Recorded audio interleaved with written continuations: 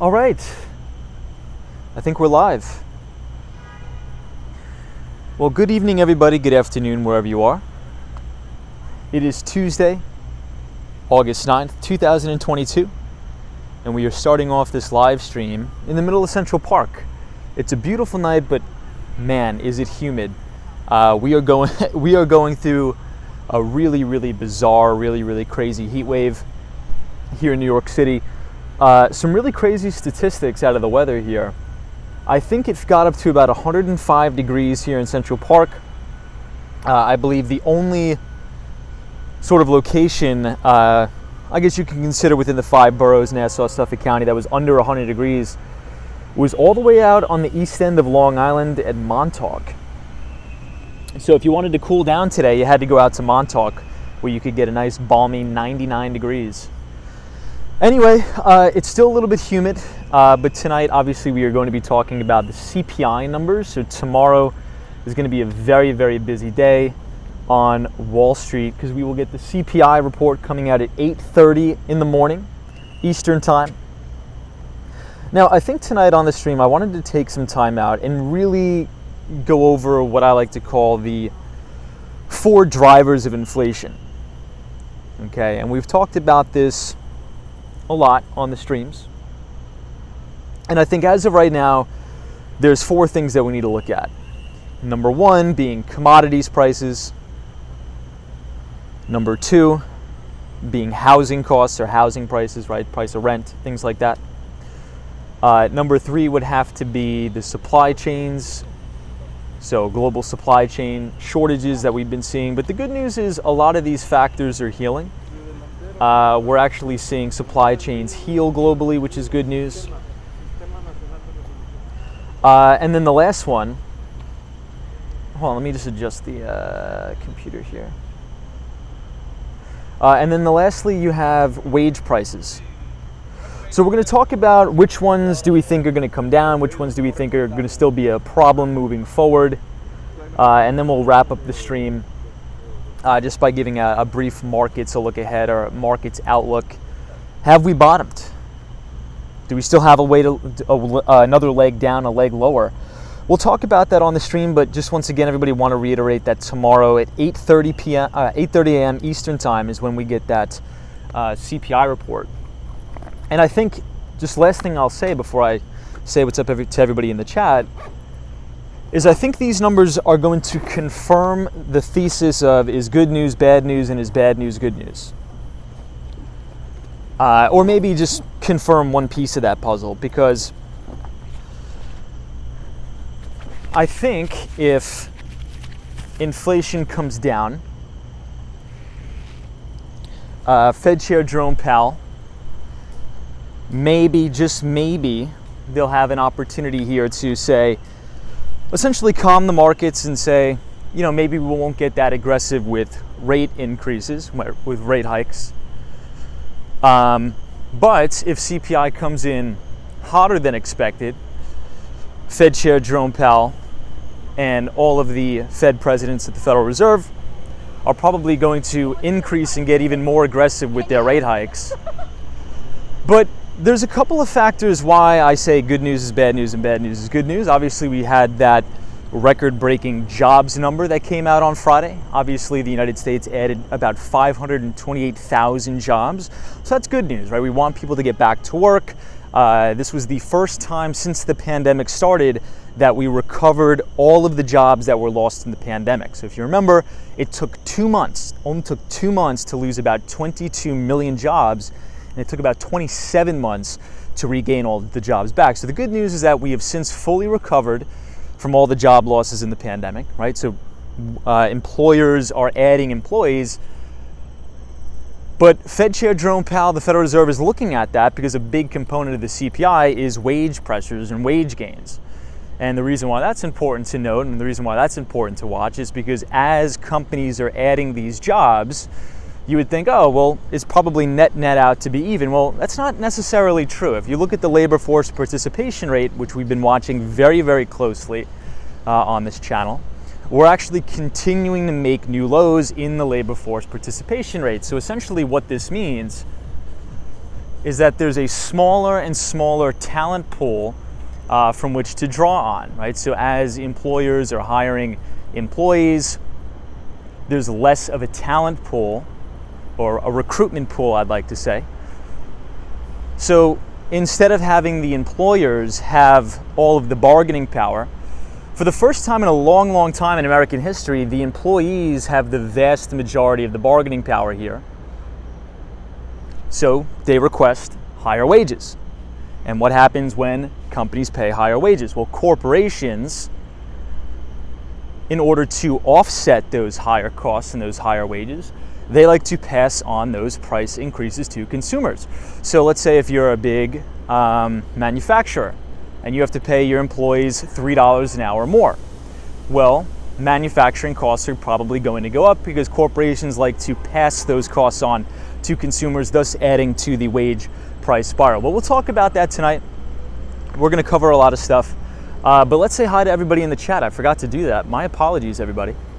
I apologize. Andre is here, says hello, hello. Hey, Andre. Sally is here, says hey, Tom. What's up, Sally? Yeah, there was a lot of rats in the location where we were in Central Park. Ton of rats. Jonathan Richards is here, says hello, Tom. Hey, Jonathan. Hopefully your Tuesday is going fantastic. Google is here, says hello, everybody. What's up, Google? Raphael says rats. Yeah, Raphael, check out this one. So if anybody comes to Central Park, I'd say probably after 6:30 to 7 p.m., you're going to see tons of rats all over the place. That's when they come out and feast, if you will. Disney is here, says hey, everybody. Hey, Disney, good to see you. Sandra Dickinson is here, says hey, Tom, please stay hydrated as you do the stream tonight. Thank you from Sandra. Will do. So Sandra is from the great country of Canada.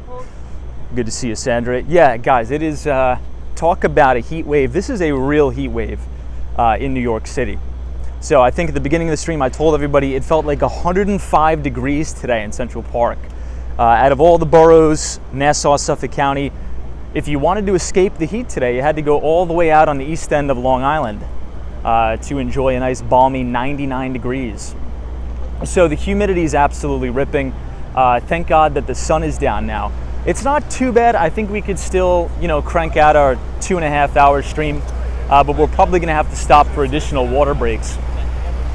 So we're on Central Park South, looking southbound off of Avenue of the Americas.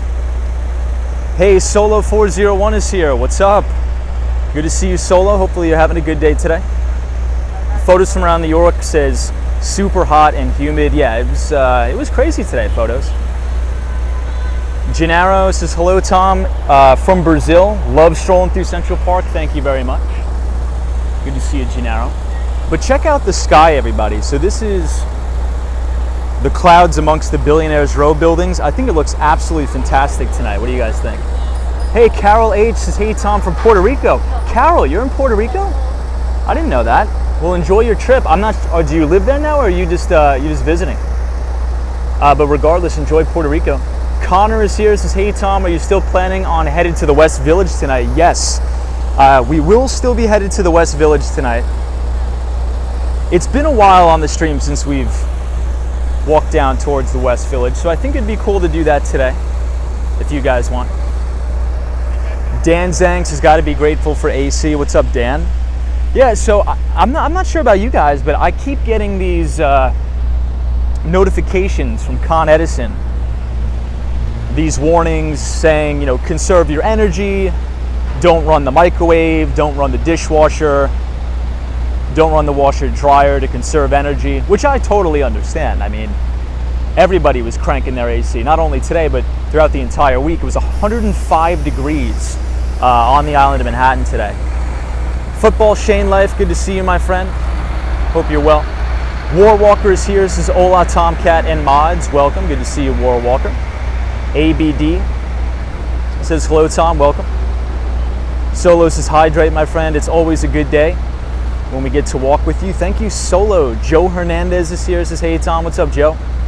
Vinny Castellano, the one and only, says, hello, my good friend Tom. Welcome, everybody. The ABX girl says, I was watching New York 1, 97 degrees at 5 p.m. Wow, stay out of the subway. Yeah, I mean, ABX girl, you know me. Very seldom do I take the subway, to be quite honest. Very seldom do I do.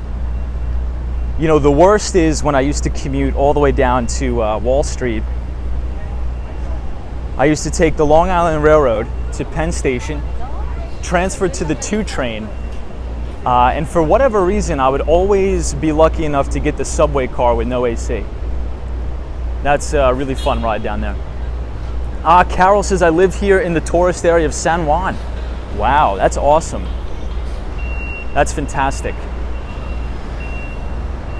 I'm assuming it's probably the same type of climate temperature as Miami, Florida, right? Hey, Lee is here. This is Tom. Evening. Can I get a shout out for 2 new viewers? I got you, Jenna and Julian. Or, yeah, what's going on, guys? Sometimes I'm really horrible with the pronunciation, but thank you all of our new viewers. Welcome to Walks on Wall Street. Hopefully you enjoy the beautiful sights and sounds of New York City tonight. Hey, Life, Liberty and Guns is, hey Tom, I'll be in New York City on August 22nd for 10 days. Love that. Love that.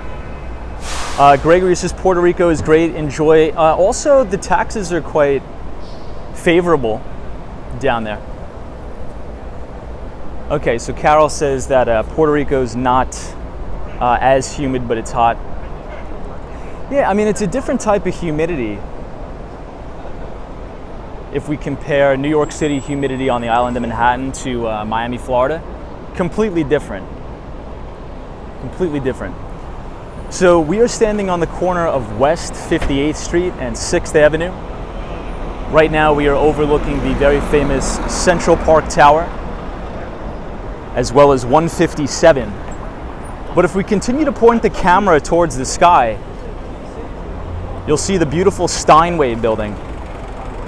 Now, I'm not sure if anybody caught the sunset tonight. I really wanted to live stream it, but I was too busy with work.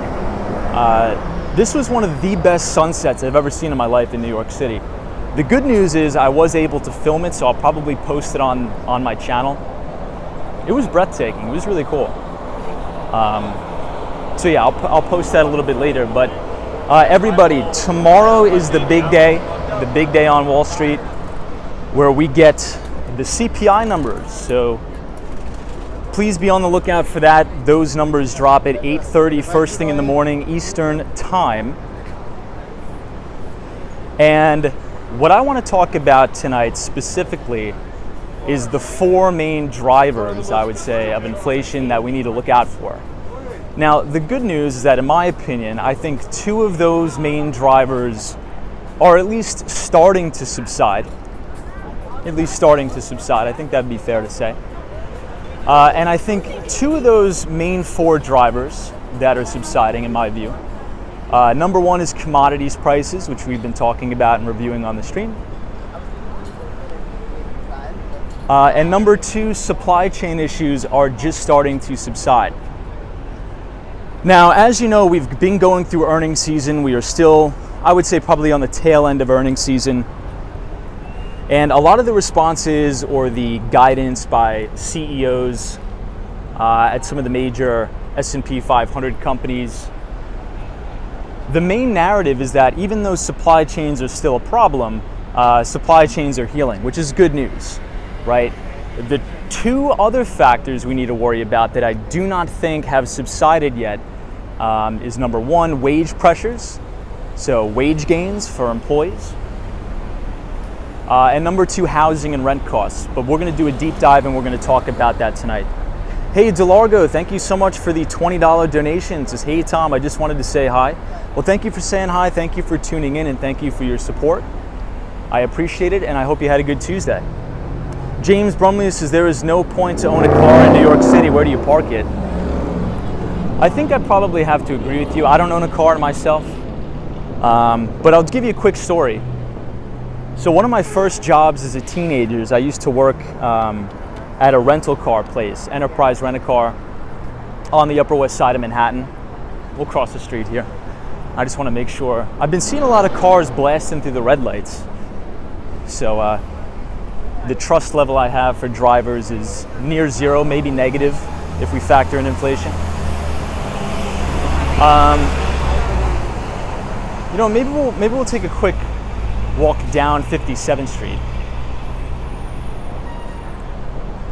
I lost my train of thought there. I'm seeing a lot of comments, did COVID cause supply chain issues? I would say so, yeah, absolutely. It was definitely one of the factors that went into it. Definitely one of the factors. So yeah, now I just remembered. So I was working at a rental car place on the Upper West Side of Manhattan. The exact location actually was 83rd Street between Amsterdam and Columbus. And my first job was to, like a car washer. I would have to wash the cars, right? So let's say if somebody returned their rental car, I would check it in, I would drive it down the basement, I would vacuum the car, wash it. You know. I don't think I need to explain it anymore, but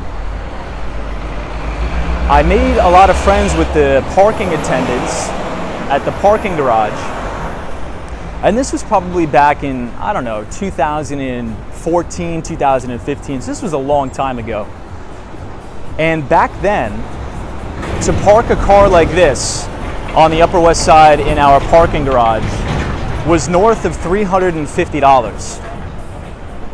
So just think about that for a second. To park a car of that size, like a luxury car, costs about $350. And this was back in 2014, 2015. So I could only imagine what it costs to do that now. Forget about it if you had like a Chevy Tahoe or a Cadillac Escalade, something like that. You're talking $750, $800 a month just to park a big SUV in the city. Really, really nuts. Hey, Brian is here, says, hey Tom, could you briefly explain why CPI is so important for those who might need some help? Well, I think in this environment, as we're looking over the beautiful Billionaires Row, in this environment, the main thing that everybody's worried about is inflation, right? But when it relates to the equities market or the stock market, the big driver here is the Federal Reserve. So in general, generally speaking, right now it's not an exact science, but generally speaking, as the Federal Reserve raises interest rates and begins quantitative tightening. Now there's a difference between QT and raising interest rates. So I guess I'll just quickly clarify that. So the Fed can adjust interest rates. They've been raising interest rates by a factor of 75 basis points. So everybody has all of their eyes peeled if they're going to do another 75 basis point rate hike next month in September at the conclusion of the FOMC meeting. Now, quantitative tightening, what that means is the removal of liquidity from the financial system via the reduction of the Federal Reserve's balance sheet. Okay? So the Fed's balance sheet is mainly made up of either mortgage-backed securities or US Treasuries. And something that we've been seeing right now is, even though the Fed has promised to reduce the size of the balance sheet, if you just go to federalreserve.gov, I forget what it's called, or .com, I think I posted in the description, the balance sheet has actually been increasing a little bit. Now that does not mean the Fed hasn't been going through with QT. That has to do with settlements, right? So let's say the mortgage-backed securities that the Federal Reserve bought 4 months ago, those purchases may just be showing up on the balance sheet now because of settlement reasons. And we'll talk about that later. But essentially, if the CPI comes in hotter than expected, right? So I think consensus is around 7.9% or 8%. So let's say if inflation or the CPI number comes in at 8.9% or something like that. Well, it's going to mean two things. Number one, that means inflation is still ramping, and inflation hurts the middle and the lower class Americans the most. So that is totally not acceptable. That means we have to get inflation under control. And number two, if we get a higher than normal CPI print, that means the Federal Reserve is probably going to get even more aggressive with raising interest rates and quantitative tightening, which in turn will probably lead to lower asset prices, right? Especially for very rate sensitive stocks. So a lot of tech companies who have earnings priced in the future, as interest rates go up, their future earnings are now worth less in today's dollars. if that makes sense. But here we are, everybody, on 5th Avenue and 57th Street. It's a beautiful night. We are actually standing across the street from the Louis Vuitton building. E says the parking in New York City is crazy. You drive around for hours to find a parking spot. Yeah, you're right. So it's either you drive around for hours to get a free parking spot, or you pay like a monthly fee of like $350 depending on the size of your car.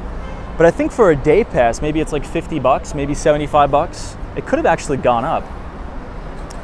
James Brumley says this reminds me of Newport Beach, California in the summer when the tourists come in and the parking blows. Yeah, unfortunately that's like every day here. The parking is not good almost every day. So obviously a lot of news coming out of President Donald Trump.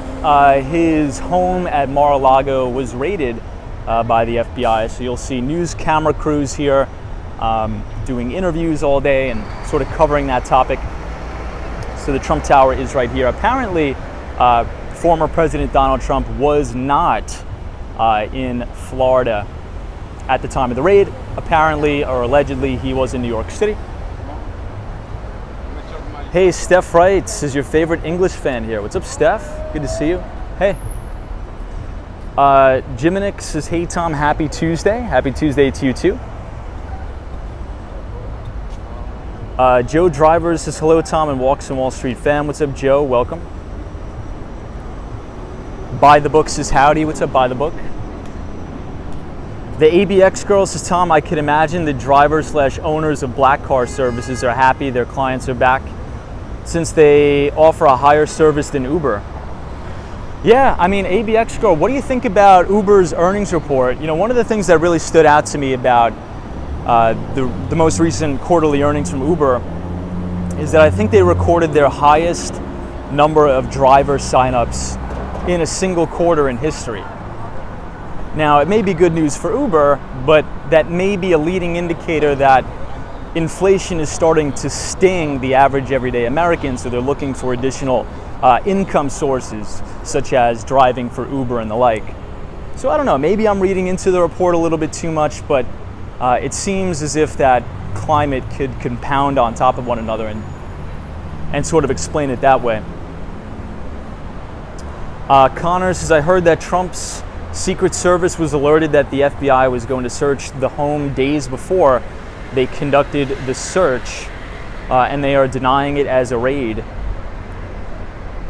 Yeah, I think yeah, a lot of this, I've been seeing a lot of it. It's so strange, right? So as I was reading about it, obviously front page of the Wall Street Journal today. So it seems like all of the news about the raid or search or whatever you want to call it is just the media fighting over what it was called. It's like semantics. They're like, oh, it's not a raid, it's a search. It's like, I just want to know what happened. But it seems like every single news channel you turn on, be it Fox News or CNN, it's just one side fighting about the terminology of what we should call it, a raid or a search. I'm like, I just want to know what's going on. I don't care about fighting over the names. I just thought that was rather funny. It seems like the country is so polarized, like we will like fight over definitions of terms and things like that. I don't know, I just thought it was quite funny. In any event, we are walking southbound on 5th Avenue on West 56th Street, walking down 5th Avenue. And we're gonna pass St. Thomas Church, one of my favorite churches. Hey, Mandy, this is great channel, Tom. Curious, have hybrid work models created parking incentives in New York? Greetings from Edmonton, Canada. Hey, good to see all of our viewers from Canada. So parking incentives, I'm not really too sure about that, Mandy. And the reason why I say that is because, so let me make this clear. I think sometimes when I say this, it gives the impression that I don't know how to drive.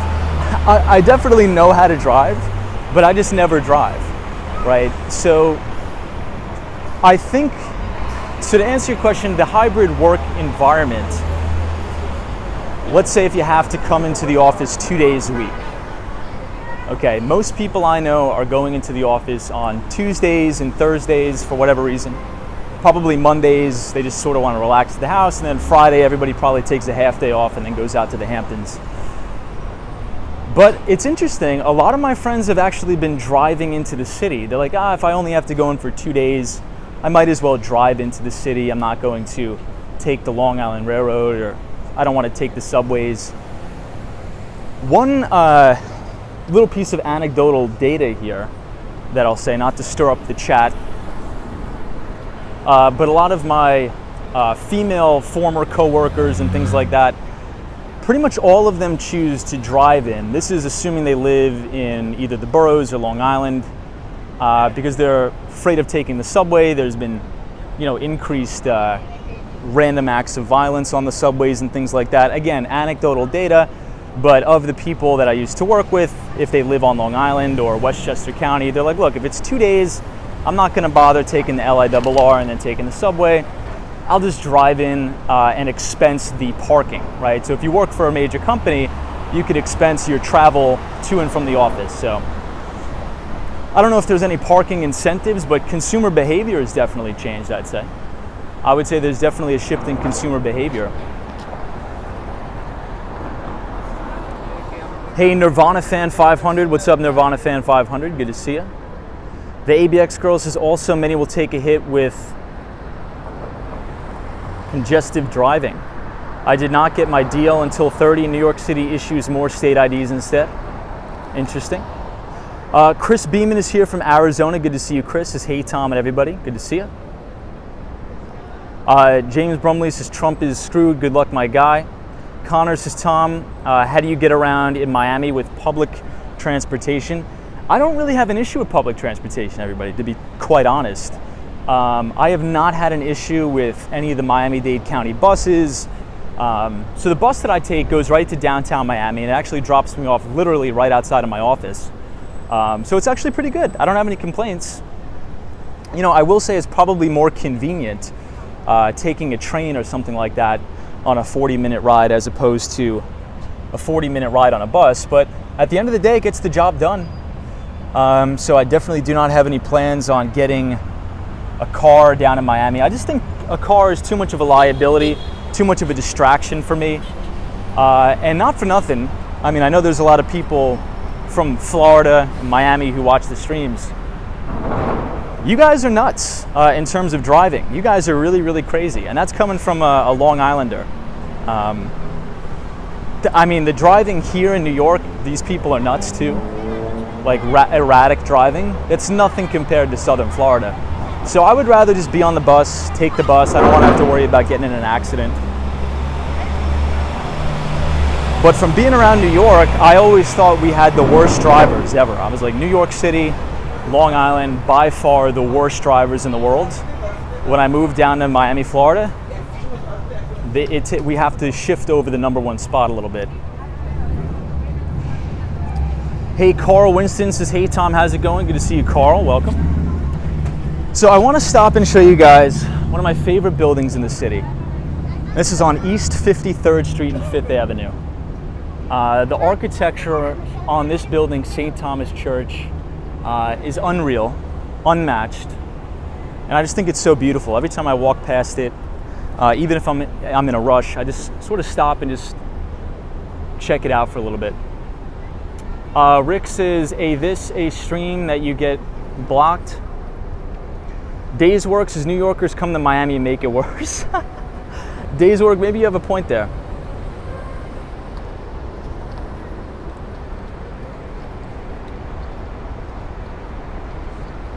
Maybe you have a point. Dan Zhang says, I guess you've never been to Beijing. The drivers are worse there. Are they really? I didn't know that. Lila says, hey Tom, I live in Georgia. The people in Georgia and Florida can't drive to save their lives. Yeah, and again, I'm not saying New York is much better, but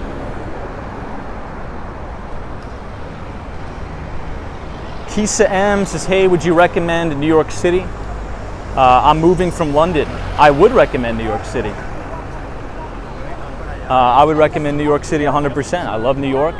I think you're gonna have a fantastic time here, and hopefully your move goes fantastic. Which borough are you going to move to? Are you moving to Manhattan, Brooklyn, Bronx, Queens?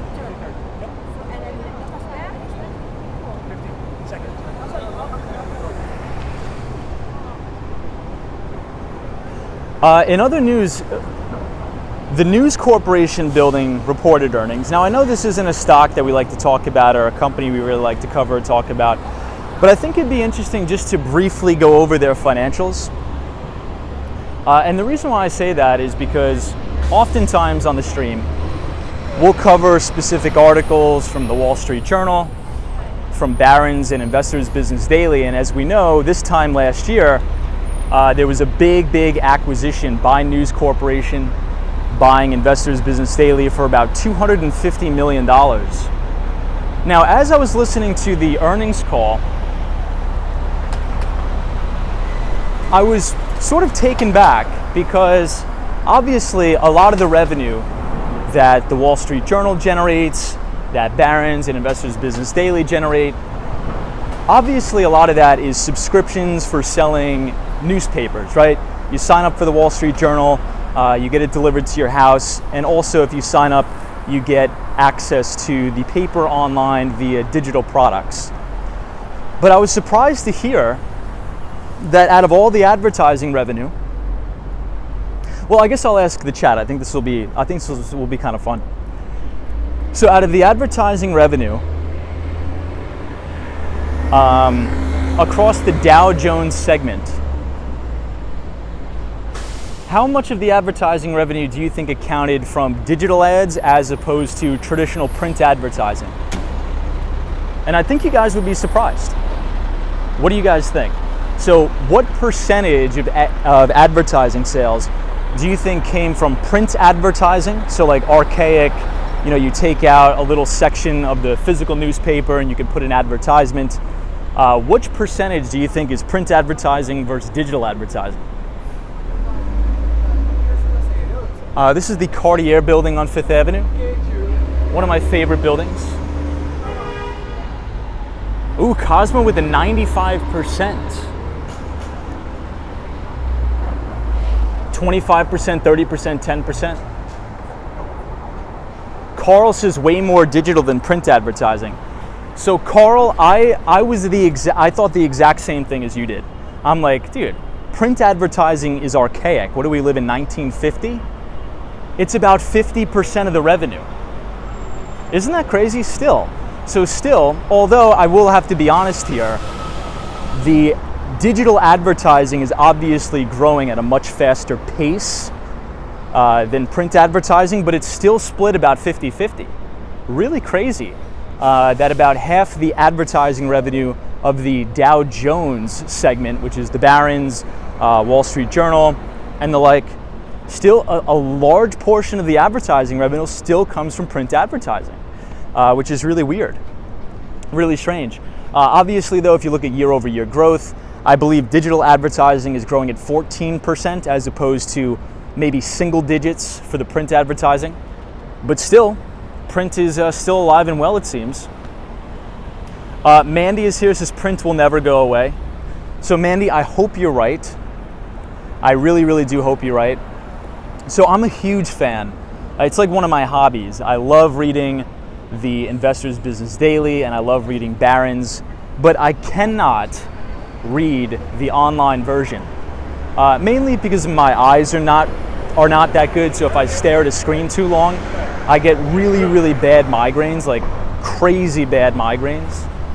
So I still read the physical paper, and for some reason it's weird. I think that I retain information a little bit better when I'm holding something physical in my hand. Now, that may be a placebo. I'm not sure if that's actually correct or not, but for some reason I feel like I retain the information a little bit more, and I may learn something if I'm actually holding the physical paper as opposed to the digital. But again, maybe a placebo, maybe not.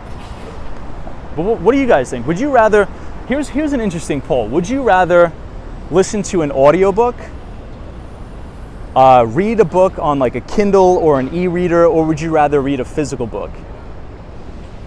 I think that would be interesting to see everybody's responses in the chat. Jeff W277 says the advertisers in the Wall Street Journal are targeting executives and institutions.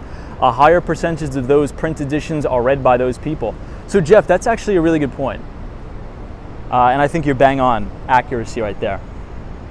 Because really, I mean, the only people that I see that are reading the physical paper, you know, not to be like stereotypical, but if I walk down Park Avenue, you know, on a business day, you'll see like an older gentleman or an older woman.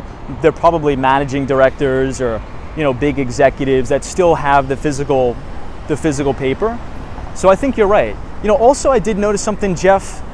Anytime I see a physical copy of a Wall Street Journal, the advertising that's for like consumer products is always like a Rolex watch or like a ridiculously expensive vacation.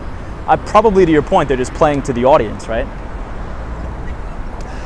So this is Saks Fifth Avenue here, but if you look all the way downtown, you could actually see the very top of the Empire State Building. Looks absolutely beautiful tonight. Bagels and Walks says, I love audiobooks and podcasts. Bagels and Walks, I love podcasts. Podcasts, I could demolish hours of podcast content a day.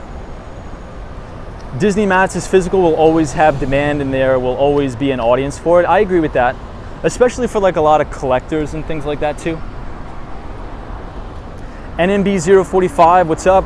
Says, the Kindle helps me read better because it feels like a book I'm reading is alive. A paper book is boring for me. That's interesting too. Interesting take. Huh. Bagels and Walks says, Tom, if you have a New York Public Library membership, you can get a free ebook and audiobooks in addition to print. I do. I sometimes sign up for that, but Bagels and Walks, I usually get most of my, I guess, let me rephrase that. I would say I probably consume the vast majority of like my audio content on YouTube.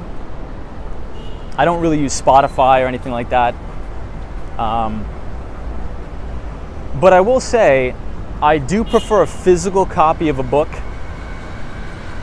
And again, I think the reason for that is, number one, my eyes are not good, so if I stare at a screen for too long, I get really, really bad headaches. Number two, I don't really feel like I retain the information. And I've been that way ever since I was a kid. You know, if I was reading something on like our Nooks, I think they were called way back in the day, they would give the students like laptops. I couldn't remember anything, like physically nothing. But if I read it on a physical piece of paper, for me at least, it seems to retain the knowledge a little bit better. Anyway, so we're looking at the beautiful top of the Rock, Rockefeller Center, 30 Rock. We are standing directly under the very famous Saks Fifth Avenue. Kelly O'Donnell says, Rockefeller Plaza, good to see you. Yeah, Gennaro says St. Patrick's Cathedral. So St. Patrick's Cathedral is right on the corner right here. Right here. Beautiful St. Patrick's Cathedral. A little bit of a hot take here, everybody. And what do you guys think about this?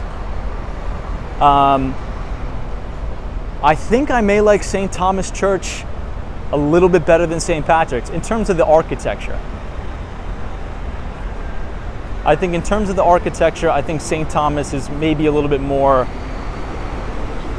pleasing to look at. I don't know. What do you guys think? But tonight we are going to be walking down to the West Village. Very seldom do we go to the West Village on the stream, but tonight we are going to be talking about the main four segments, the main drivers of inflation. Number one being wage pressures. Number two being supply chain backlogs driving inflation. Number three being rents or the prices of homes, or I guess you can just consider that the cost of living, right? Yeah, Google says, oh wow, West Village. I'm excited. When's the last time we went to the West Village on the stream? Does anyone remember? I can't even remember, to be honest. Ooh, everybody, look what we have here. A beautiful Tesla taxi, 10 out of 10 there.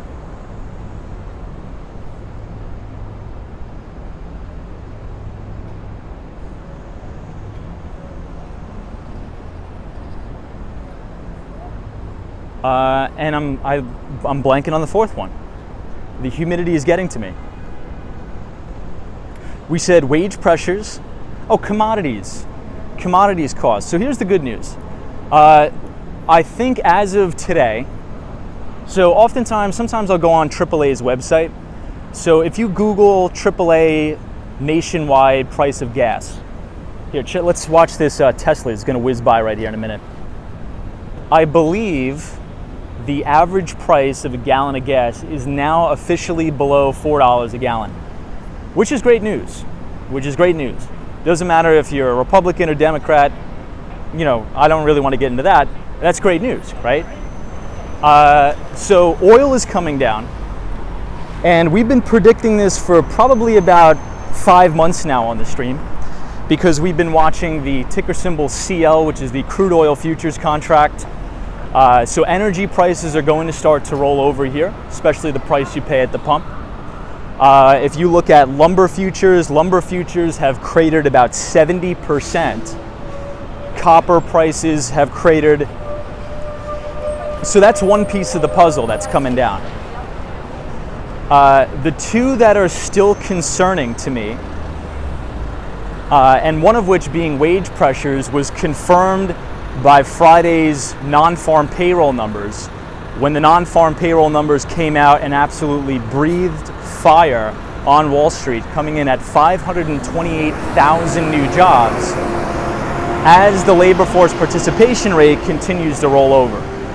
Okay, so the problem there is, yes, it's good, and I think everybody on the stream, we could all agree with one another. We want people to succeed. We want people to get jobs. We want people back in the workforce. As an American, it makes me happy to see people going back to work. I think we could all agree on that. But the problem is, even though average wages are up 5% year over year, CPI is running at about 9.1%. Okay, so all of those wage gains are negated by inflation. And I think one of the main drivers of that is because the labor market is still relatively white hot. So if the labor force participation rate is going down, wow, check out this. I'm not sure this guy's going to make it. Let's see if he makes it. This is probably going to the JP Morgan Chase building. So on Park Avenue, there's going to be a brand new building for JP Morgan Chase.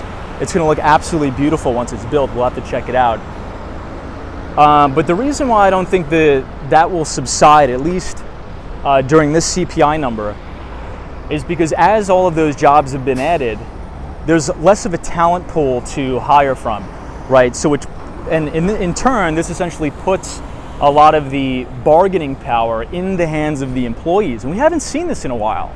We really haven't seen this in a while. And that's why, oftentimes on the stream, we'll talk about ways to maximize your wage gains, right? How to negotiate a salary with your boss. If your boss isn't budging, maybe you apply to a competitor, and statistics show that you're probably going to get about a 2 percentage point increase in salary if you leave your company and work somewhere else, as opposed to if you actually stay at your existing company. But more on that later.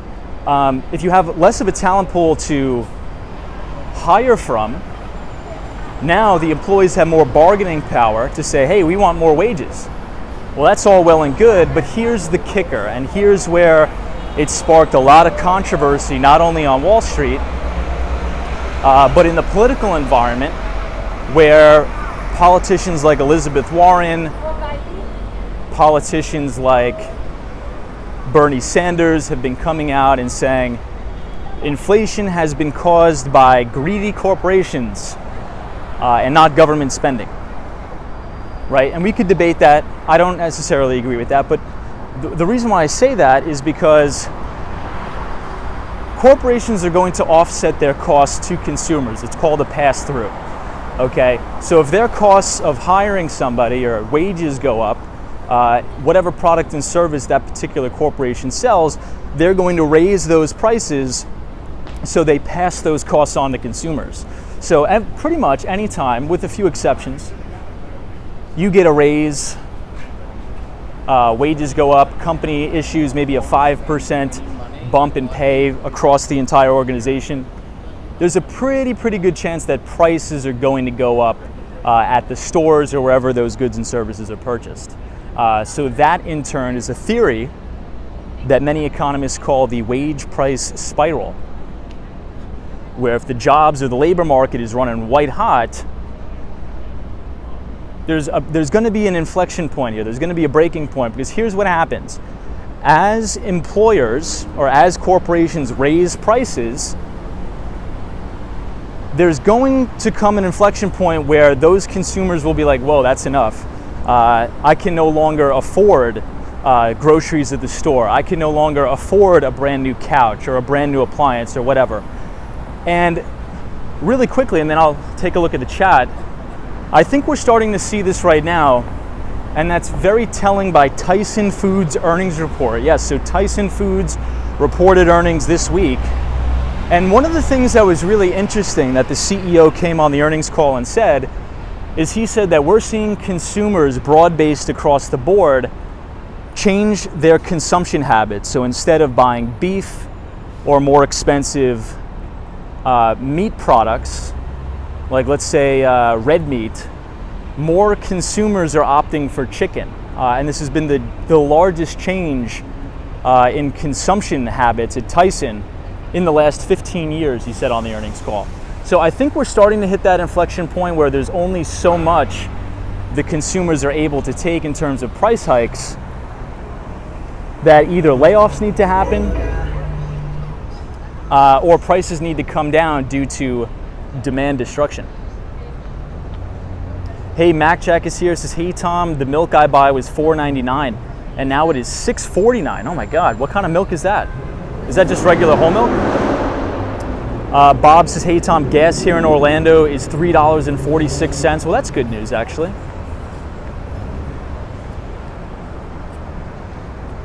Grinding says, yeah, because God forbid the investors make 1.5 billion instead of 1.7. Yeah, that's definitely the argument, right? So I think that's definitely the argument there. But I think if we address the root cause of the inflation problem, and I honestly don't necessarily think it's only the Democrats to blame or only the Republicans to blame. I think they share in the blame.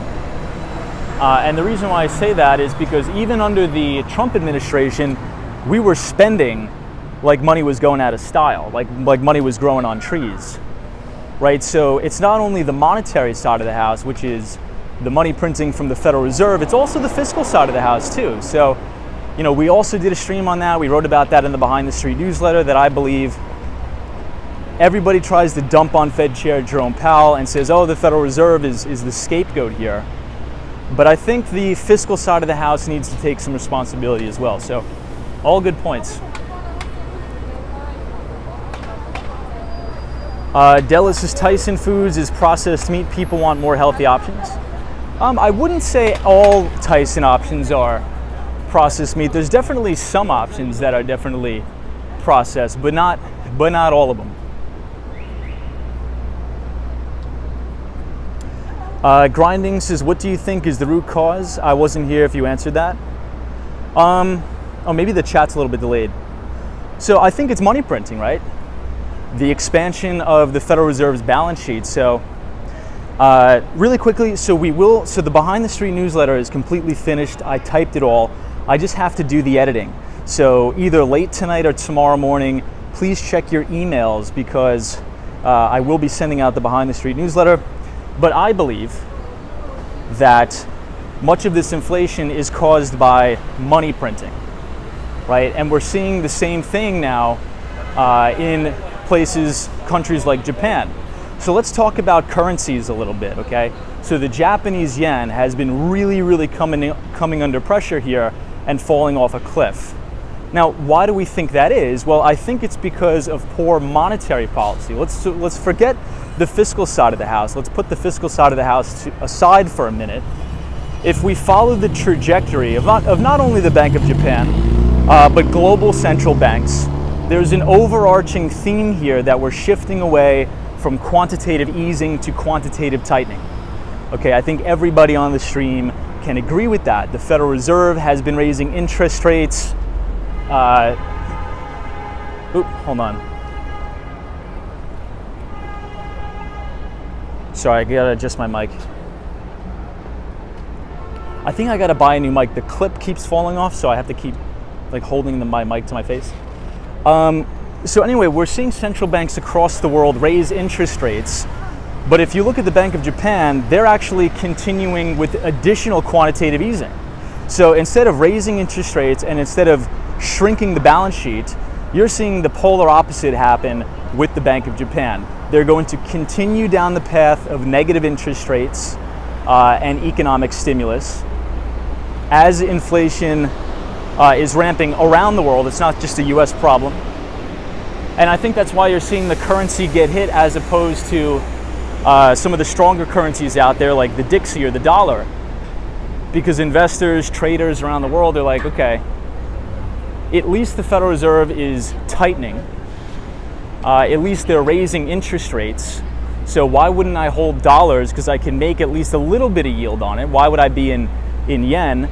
So this earnings season, if you've been paying attention, it's not only exclusive to tech companies, it's really been almost every single company that's reported earnings this season has said the same exact thing. Tim Cook said the same thing. Bill McDermott, the CEO of ServiceNow, they said the number one area of pain and struggle that really hit our top and bottom line was FX movements or foreign exchange movements. Because if you are selling a product or a service in a currency that's not denominated in US dollars, when you go to return or transfer that currency back to US dollars, you're obviously going to be getting a lot less dollars with the exchange rate. So I think that's what's caused all this inflation is massive money printing, the expansion of the Fed's balance sheet. And not to sound biased, you guys know I tend to lean conservative, but one of my biggest criticisms of former President Donald Trump is that he disguised himself as being conservative and Republican, but at the end of the day, he was spending like a Democrat. He spent more money than any president ever, right? So it's not just the Democrats. So I always like to be fair here and say it's not the Biden administration. The Biden administration is to blame at some extent, but it's also other politicians and Republicans as well, not only poor monetary policy, but poor fiscal policy. But everybody, this is one of my favorite locations in New York City. This is Pershing Square, absolutely gorgeous tonight. You know, about last month, I ate in this restaurant for the first time. Nothing really to write home about, it's just rather expensive. But I guess it's cool to eat in there once, you know, maybe if you're visiting New York City, maybe if you're a tourist. It's not bad. Kelly O'Donnell says, hey Tom, please turn around and show One Vanderbilt. Absolutely. Absolutely, we'll do that right now. Brian XTC says Republicans always spend a lot. Good to see you, Brian. So we are looking at the beautiful One Vanderbilt, which is one of my favorite buildings in the city, but you guys already know what my favorite building is, and that is the Seagram building, which is on Park Avenue. If you want to know the exact address, it is 375 Park. That is my favorite building in New York City. But One Vanderbilt looks amazing as well.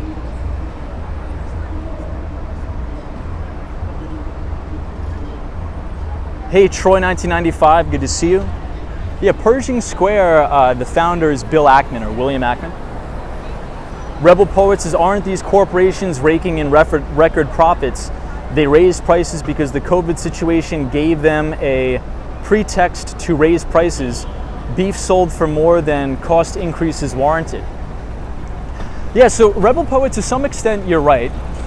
But at the end of the day, and I think I could speak to this a little bit because in my business, I negotiate a lot of contracts with OEMs, right? So many of my customers that buy, let's just say hardware, I'll just use an example. Let's say if a customer, I'm doing a big migration from a traditional MPLS network and we're migrating them over to an SD-WAN. It's an easier way to manage your environment through software as opposed to traditional MPLS, which is multi-protocol label switching.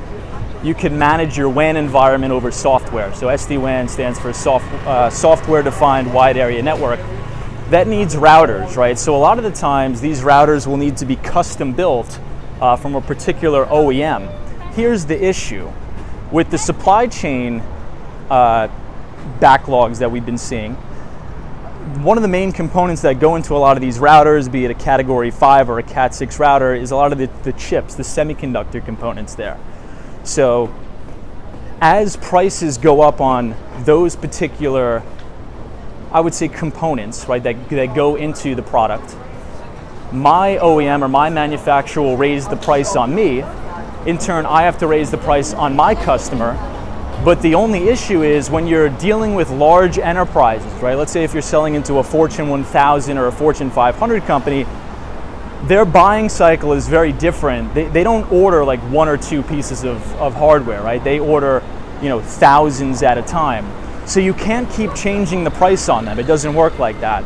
So you have to build in a buffer. So I've had to, when I raised prices, maybe for 1 or 2 quarters, I'm going to be freaking making ridiculous amount of money hand over fist, but I'm building in that margin in anticipation of continued inflationary pressures. So I think it's a little bit disingenuous to say, oh, it's greedy corporations, because I think the people who may be saying that, ooh, we got a Tesla fight here.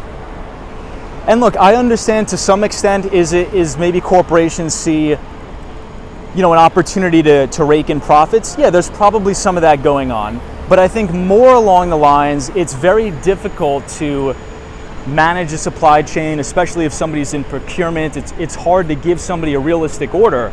I can't keep going back to my customers and saying, oh yeah, it's going to be $1,050. Oh, it's going to be $1,020. It's going to be $1,100. So the first price increase I get, I talk to my OEM and I'm like, okay, what do you foresee happening? Is supply chains easing?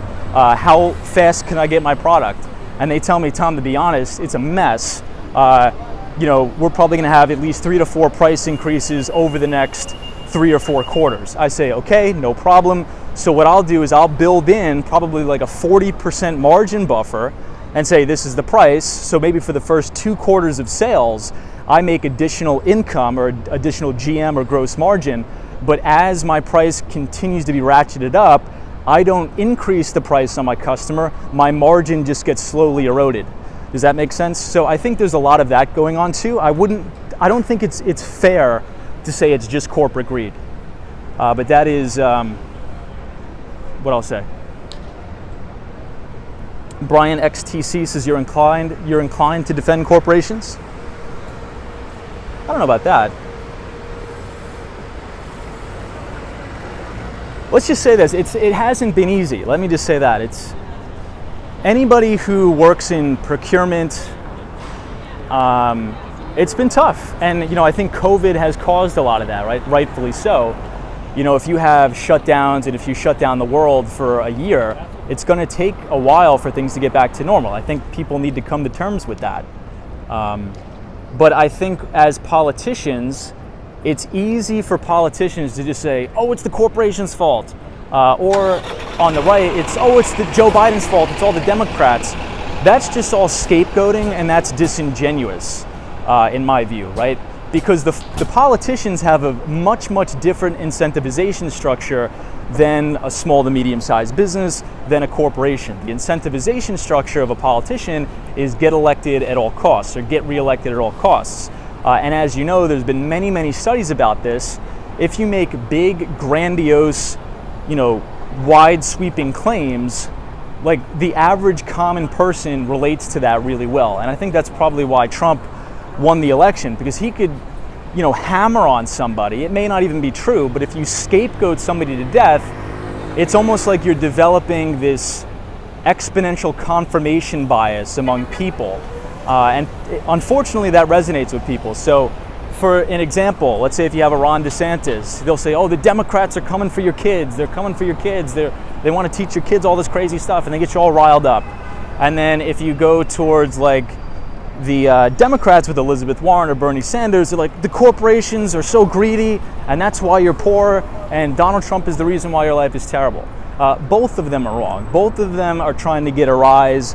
Both of them are trying to make big, grandiose statements that are easy. They're not trying to actually be honest and address the problem, right? Because if they were honest and they addressed the problem, well, it's not going to sound entertaining, right? If Donald Trump got up and grandstanded and actually talked about relevant problems, it wouldn't be funny and entertaining to watch him just say, oh, Hillary should be in jail, a blanket statement, right? That's not going to do anything, but that's not good for polling numbers.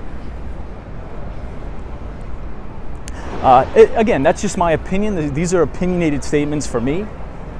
But from my experience, that's, what resonates with voters, unfortunately. Anyway, enough about that. Check this view out, everybody. This is an absolutely gorgeous view of not only the One Vanderbilt building, but check this out, the Chrysler building as well. So this is the Chrysler building, the very top. But if you guys are enjoying the stream so far, if you're enjoying the sights and sounds in New York, please feel free to hit the like button on this video and click the subscribe button if you're new, because we usually go live about 5 days a week at 8:30 at night, and we'd love to have you here. Yeah, Darlene W says it looks beautiful, doesn't it? So this building all the way in the back with the green top, this is the Bank of America Tower right here. Hey, Wesley West, my friend, what's up? It says, hey Tom, Manhattan is looking beautiful as usual tonight. It is, it's looking fantastic. AT4 nerd, that's funny, dude.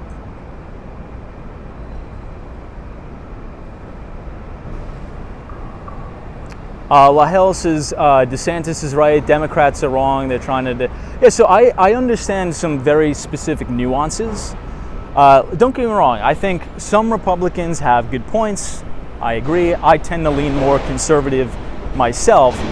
The point I was trying to make is that when you're on the campaign trail or when you're in front of a media outlet, right, you just want the nice soundbite for Fox News. You just want the nice soundbite for CNN. So if Elizabeth Warren can come on the TV and say, you know, abolish billionaires, that's the reason for your problem, that's just going to rile people up.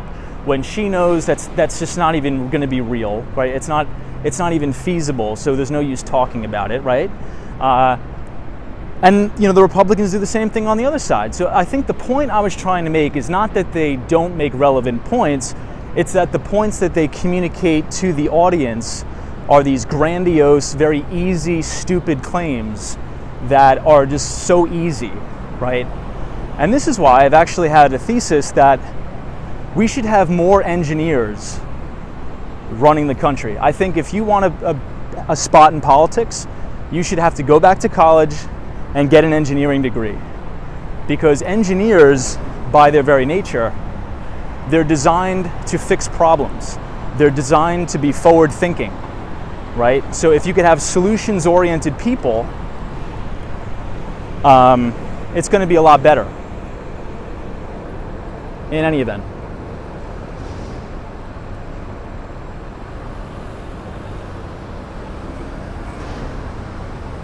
BTC or Brian XTC says, but Warren never said abolish billionaires.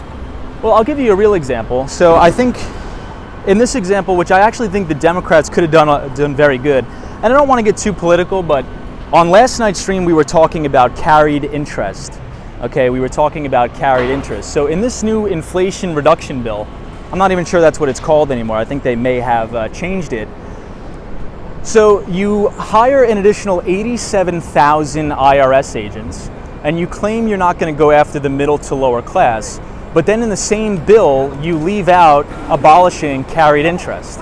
Okay, so for those of you who don't know what carried interest is, if you think about a fee structure of a hedge fund, if you think about a private equity firm or a venture capital firm, essentially the way the managers at those particular entities get paid is off of a capital gain, okay? So let's say if you're running a hedge fund and you raise $200 million and you made and then you made $50 million that year. Now, if I made $50 million this year, I wish, I mean, one can only dream, I would have to pay ordinary income tax, in which case that would put me in the top tax bracket of about 37%. Right? And I would think, in my opinion, if I made $50 million in the year, I would gladly pay the 37% because that is my fair share. I think I'm a reasonable guy, even though I lean conservative. I agree that people should pay their fair share in taxes.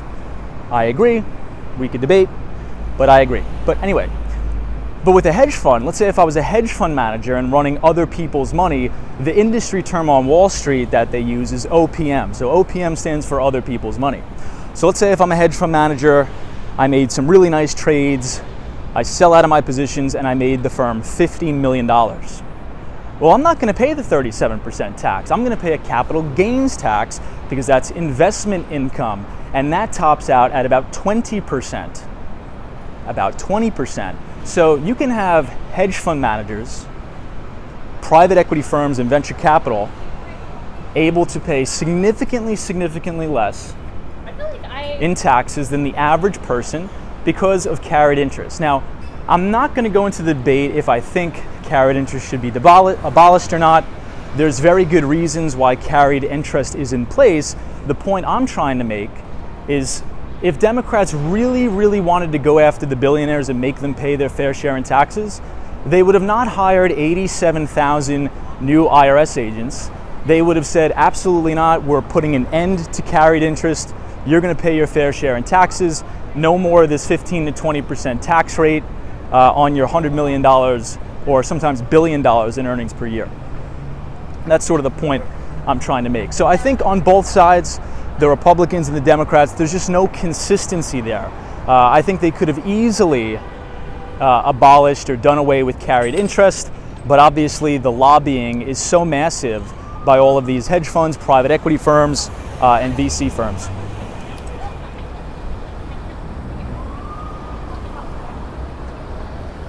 Hey, Andy is here from South Korea. Andy, good to see you, my friend. How is everything in Korea? How's the weather over there right now?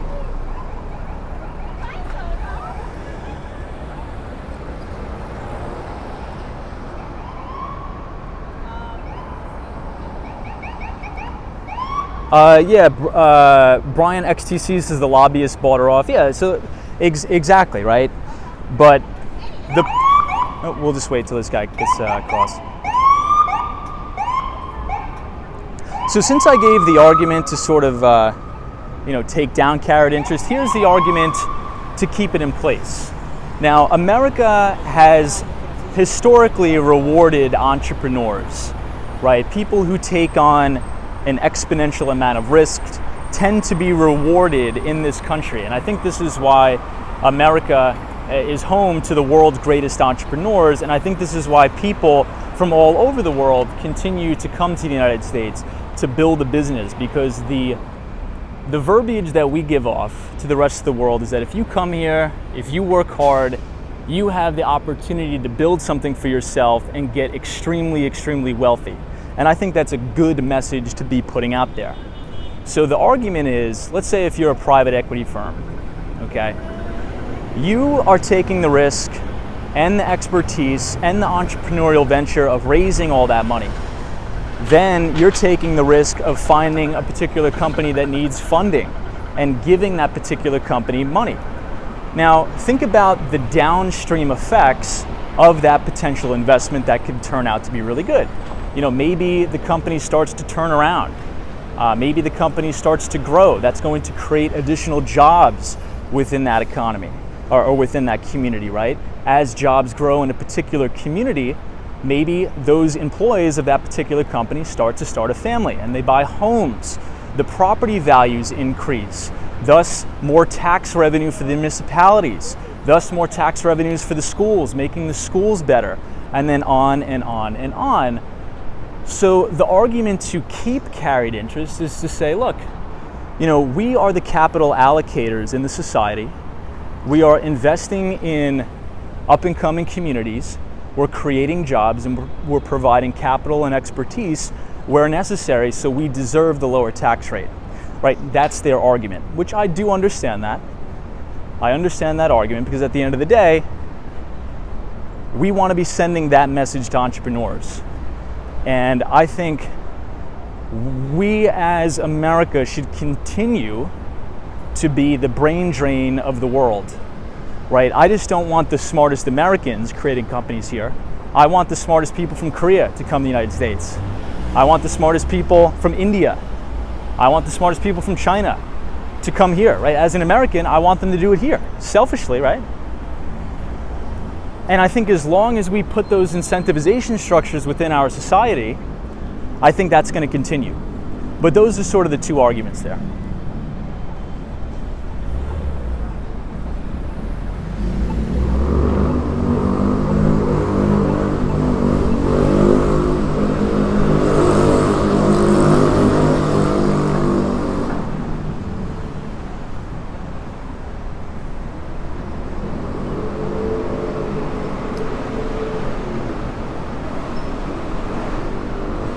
Epic says EY equals Ernest Young. Yeah.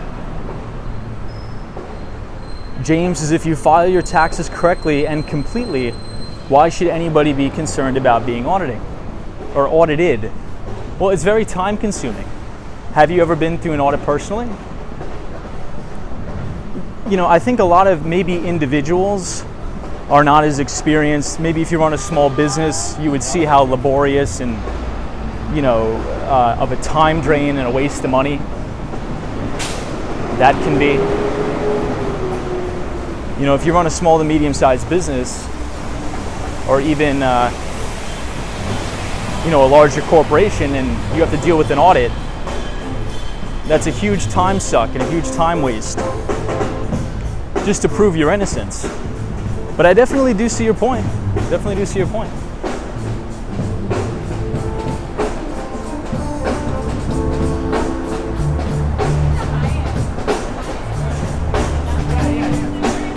All right, everybody, I think I need to stop in Grand Central Terminal just to cool down for a minute.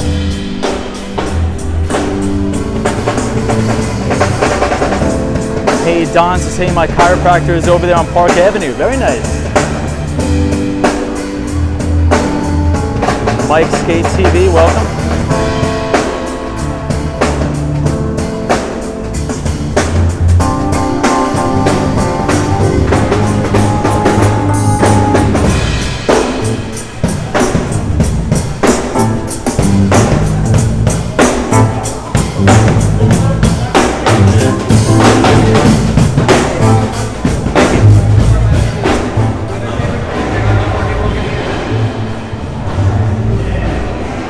We're going to go inside Grand Central Terminal for a minute, just to cool off.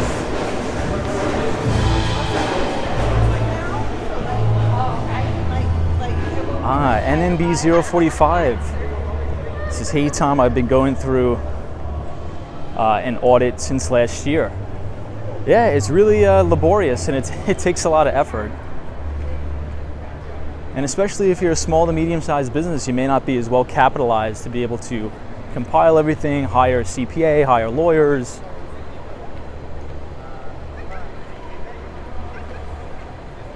So everybody, we are now inside Grand Central Terminal. Absolutely gorgeous in here. I'll give you guys a quick view of the ceiling.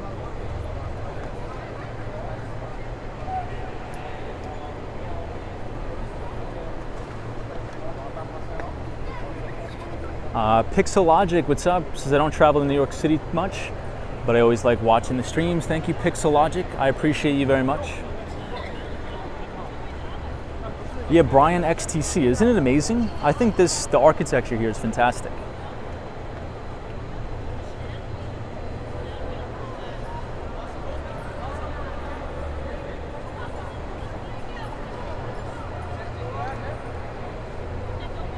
So it's a tradition on the stream. I'm going to zoom in on this little spot right here. So if you guys see this miniature black spot all the way at the top, this is actually what the ceiling used to look like way back in the day before they actually restored Grand Central Station and cleaned it. And obviously back in the day you were allowed to smoke cigarettes, you were allowed to smoke cigars. So all of the tar and the disgustingness would rise and stick on the ceiling. So they left that little spot there just to, as a reminder of what it used to look like. I couldn't even imagine the whole ceiling looking like that, just all black and disgusting. Hey, Jose is here, says good evening. Hey, Jose, good to see you. Ramp 5 says hello from Astoria, New York. Good to see you.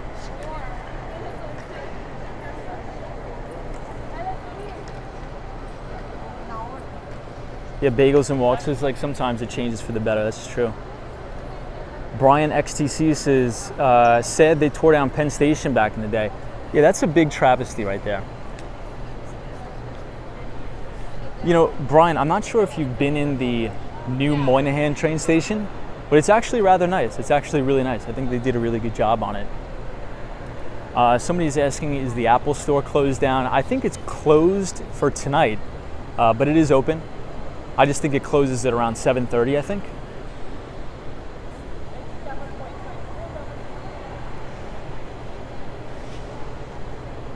But once again, everybody, just as a reminder, tomorrow at 8:30 Eastern Time, we will be getting the CPI numbers out. So all eyes will be peeled on that. I'm sure the Federal Reserve will be watching that rather closely.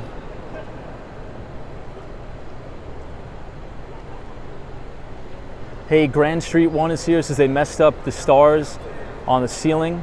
They are backwards. I heard about that. Are they really? I guess I'm not a big astrology guy, or I'm totally in the dark about any of this stuff. Astronomy.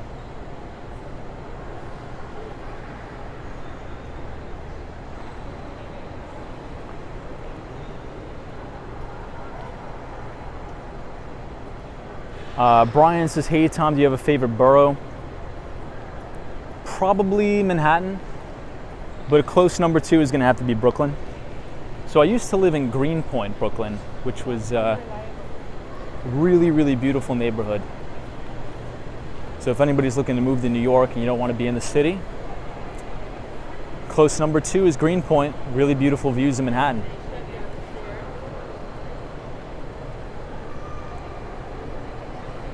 Hey, out and about, what's up? Attention New Haven Line customer. This is your final boarding call for your 1006 to New Haven. Stamford, first stop, with connection to Danbury, New Canaan, and Waterbury, and will depart from track number 13. So I'll show you guys the brand new entrance. It's like a new corridor here. Stamford, first stop, with connection to Danbury, New Canaan, and Waterbury, will depart from track number 13. Pixelogic says, Tom, have you seen the plans for the new Penn Station? Much more open floor plan. Yes, so maybe, guys, so we're supposed to go to the West Village tonight, so that means we got to get a move on. But maybe I'll take you guys into the old Penn Station. But I'm in the old Penn Station almost every day. But they're raising the ceiling, and they actually just opened up a whole brand new section of it. So it actually looks pretty good. The ceiling is probably 20-foot ceilings, as opposed to, it seemed like there were 10-foot ceilings. It seems like you were going to bump your head on the ceiling. Yeah, FredEx is, your kids says they recognize the place from Madagascar. Yeah, I think they, what was it, when they were running away near the clock tower? It was a very iconic scene there.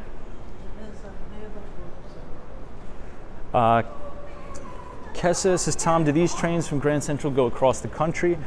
They don't. So as of right now, the trains that depart out of Grand Central Terminal go to upstate New York.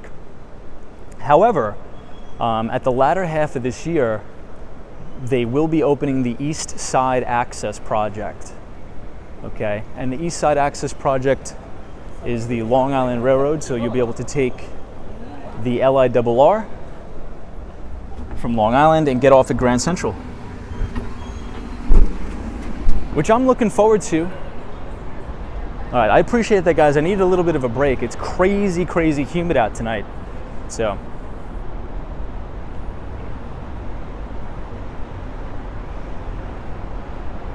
Disney Matt says, Tom, are you going to the Village tonight? Not to be rude. No, not rude at all, dude. We're headed there right now. Not rude at all.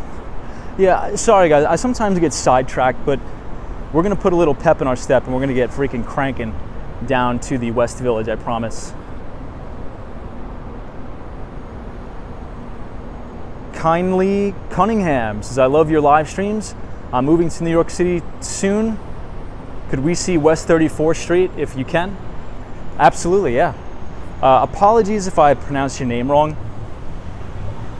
But absolutely. So we're going to head down to 34th Street right now. What you'll be able to see is 34th Street and 5th Avenue. So that is right near the Empire State Building. And then maybe we'll take a walk through Koreatown. So 32nd Street is what's known as Korea Way. It's one of my favorite spots in the city. Right here we have the Yale Club. So sometimes you'll have very notable figures coming out of the Yale Club there.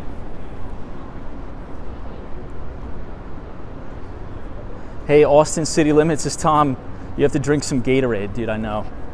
Well, I was slamming some waters before this, but I can definitely tell it is wearing off all but slowly. Hey, Vincent is here, says, hey Tom, do you find New York City quiet or is it normal around this time? Yeah, I mean, it's a good question. A lot of people ask that on the stream. They're like, hey, you know, New York City looks so quiet, it must be dead. No, it's just because we stream at 8:30 at night, so it may give that appearance. But no, I went to the office today at Park Avenue and it was absolutely packed.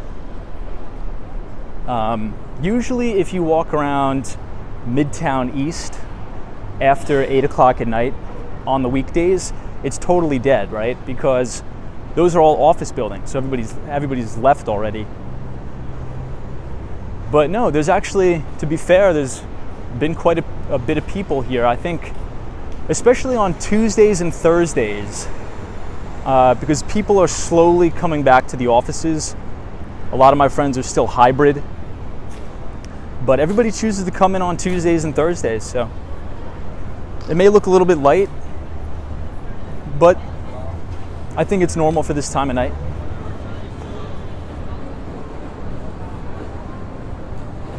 Hey, Brad's Brain, what's up? Good to see you. So for those of you who are just joining, I was on the News Corporation conference call, and obviously News Corporation this time last year completed their acquisition of Investors Business Daily. So they bought IBD for about $250 million bucks. And Investors Business Daily is a phenomenal company. Love the company, love the people who work there.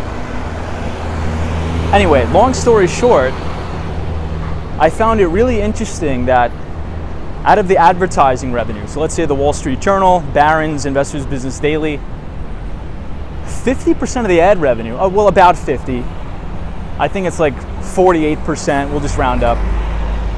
But 50% of the advertising revenue still comes from print advertising. Can you believe that? It's crazy. Although year-over-year growth, digital advertising is growing way faster than print advertising for obvious reasons. But I would have never guessed that almost half the advertising revenue still comes from print advertising.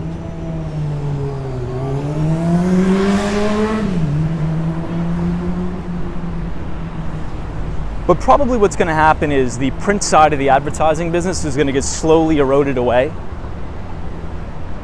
as they diversify to more digital advertising and also like a subscription model with additional products that they sell.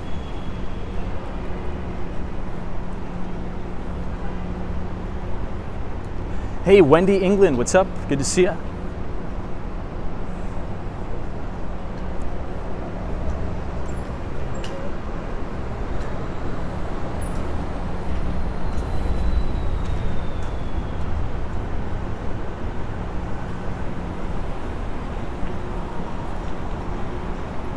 Pond Viewer 12 says, have you had any articles published in IBD yet?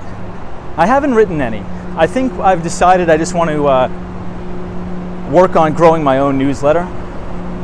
So the Behind the Street newsletter, which will come out tomorrow. I just need to edit it.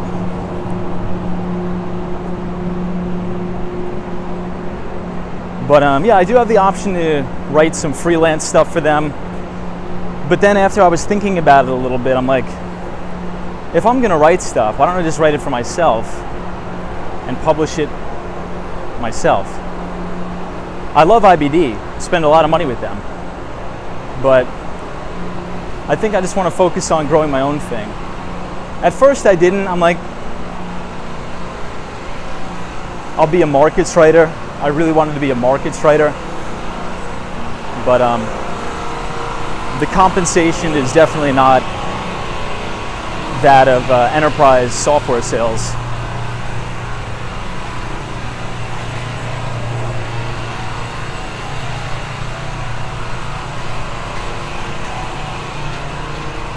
So this is the Stephen Schwarzman building here.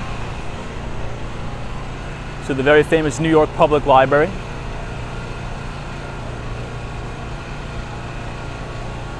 Hey SME Media, this is Tom. Did you make the train on Sunday night stream? I did make the train. I just made it. SME Media, I just made it. So I was actually in the New York Public Library today. I would like to say this is one of my favorite buildings on the face of the earth. It's so gorgeous in there, it's unreal. I could sit in there all day, study. And an interesting fact about this New York Public Library, the Stephen Schwarzman building,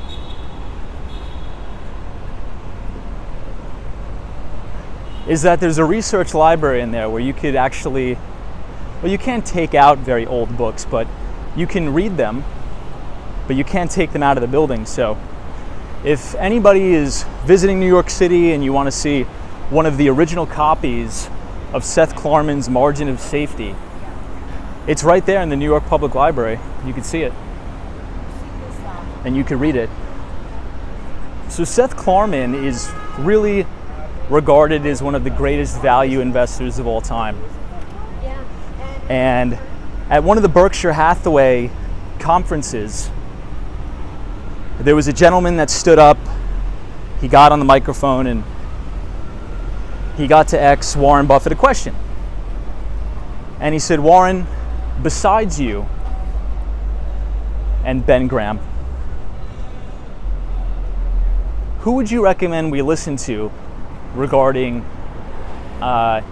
investment strategy, investment advice, or just a systematic approach to investing?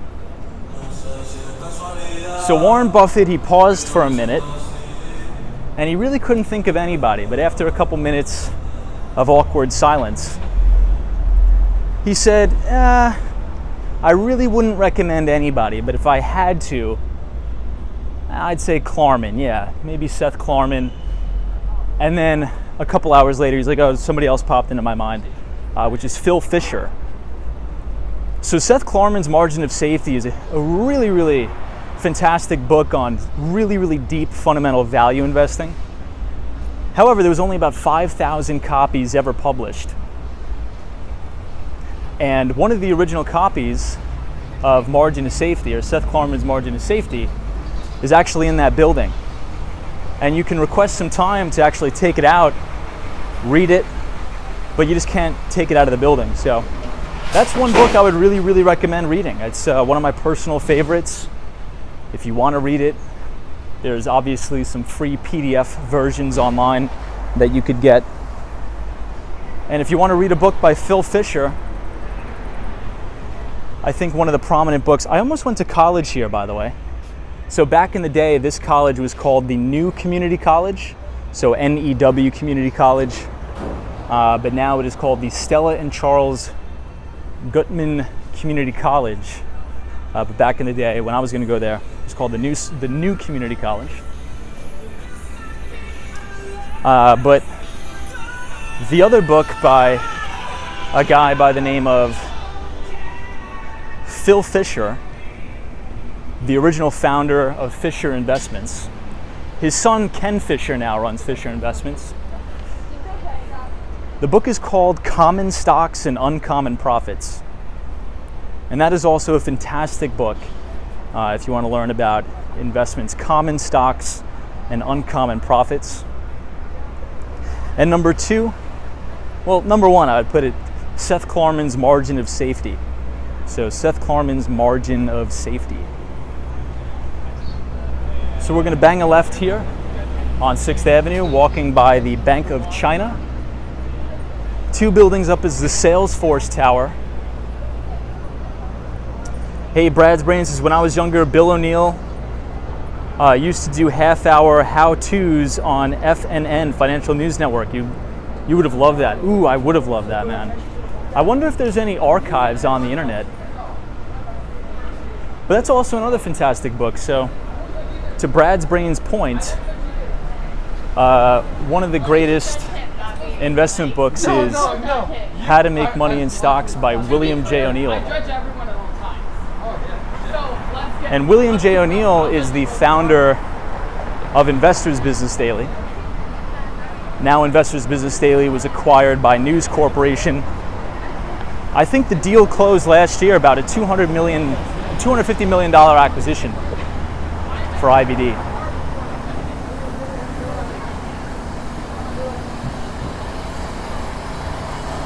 Hey, Tammy is here, welcome.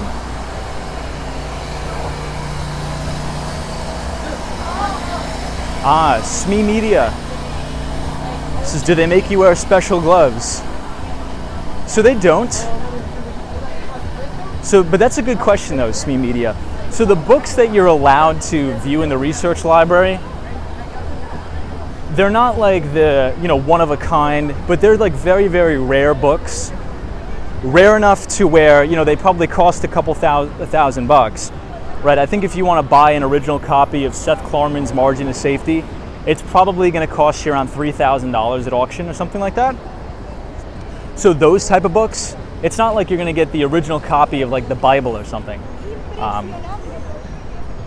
But they're really cool nonetheless. I mean, there's a lot of cool stuff in there. If you guys are book junkies like myself, it's a fun time. You can make a day out of it.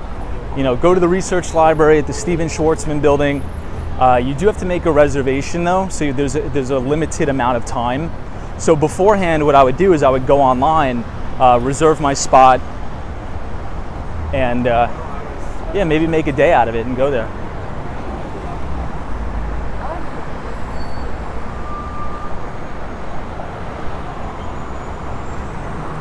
Yeah, ramp 5.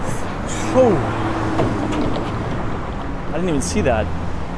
Ramp 5 says reminiscences of a stock operator, yes. Jesse Livermore. So I have a funny story about reminiscences of a stock operator. So one day I was in the East Village bookstore. Hold on, so let me cross here without getting knocked off. One day I was in the East Village bookstore. Hey, and I see an original copy of Reminiscences of a Stock Operator. And the original print of Reminiscences is like a $3,000 book, the original print. And I'm not sure if it was a misprice. If anybody knows what the East Village bookstore is, it's essentially a used bookstore in the East Village. And a lot of times, a lot of their books come from like a big estate sales or something like that, right? So let's say if somebody passes away and their family members inherit a bunch of these books, they'll just dump them at the East Village bookstore, and sell them for pennies on the dollar. So I bought this book for like $20, and I was like, there's no way that an original copy of Reminiscences is in this store. But lo and behold, it was. So that is in my library collection. I think that was one of the best arbitrage buys I've ever done in my life. All right, so this is West 53rd Street, one more street to go, and then we will be reaching 34th Street. I think somebody in the chat wanted us to take a look at 34th Street. Yeah, somebody's like Strand. Strand is also a good spot too. Strand is also a really good spot too. I'm trying to think of where the closest Strand bookstore is here. I think it may be on 21st Street. No, not 21st Street. Trying to think. There's one near Union Square, I think. Yeah, there's one near Union Square, I think right off of Broadway, I think. That's a really good one too. That's a good comment there.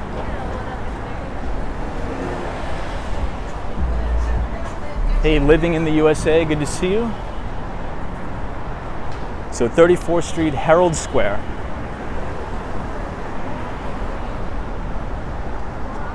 As we get to the corner here, you're going to be able to see the Empire State Building. Hopefully it's lit up in a different color than the classic white. We'll see. Oh, Bagels and Walks, it is 12th and Broadway? Yeah, I knew it was there. I just didn't know like the exact location. Well, it looks like they're doing some major demolition on the sidewalk here.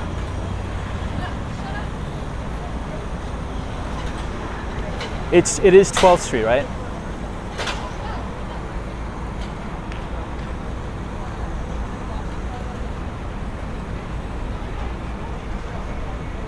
Hey, RioMoss13 says, hey Tom, I love catching your lives. Well, thank you for joining. Hopefully you're enjoying the beautiful Empire State Building here at 34th Street. Man, that's probably like, that's a 9-2. What do you guys think? 9-2. Solid score. 9-2. Wow, Bagels and Walks says there's another Strand on the Upper West Side. I didn't know that. Where is it on the Upper West Side? Strand on the Upper West Side, really?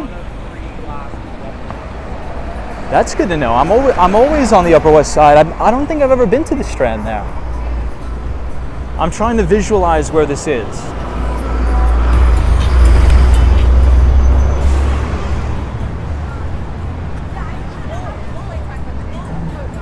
Bagels and Walks, you got to tell me where that is.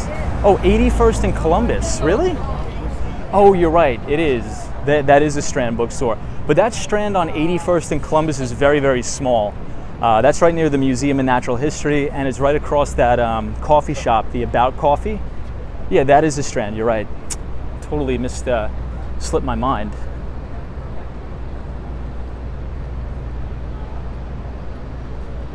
Yeah, 80, yeah. You know, not for nothing, that Strand is a little bit,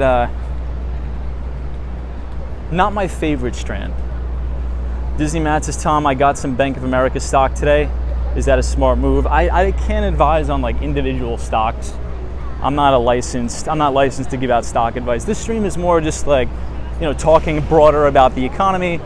You know, unfortunately, just out of, you know, ethics, I can't even give an input, oh, that's a good buy or not. If I was licensed, then that would be another story, but I know there's some other people on YouTube, like a lot of these other YouTube channels are really, really cutting it close with, yeah, but yeah, we'll leave that for another night. Somebody's like, which book would you recommend for somebody just starting off in finance? Hello from Argentina, love Argentina. We have a lot of viewers from Buenos Aires. So if you really want to know like a core conceptual knowledge of finance, I would learn from no other than Professor de Modern. So Professor de Modern is a professor at the Stern School of Business at NYU. Oftentimes you'll see him making appearances on Bloomberg, CNBC, and he's really considered to be the dean of valuation.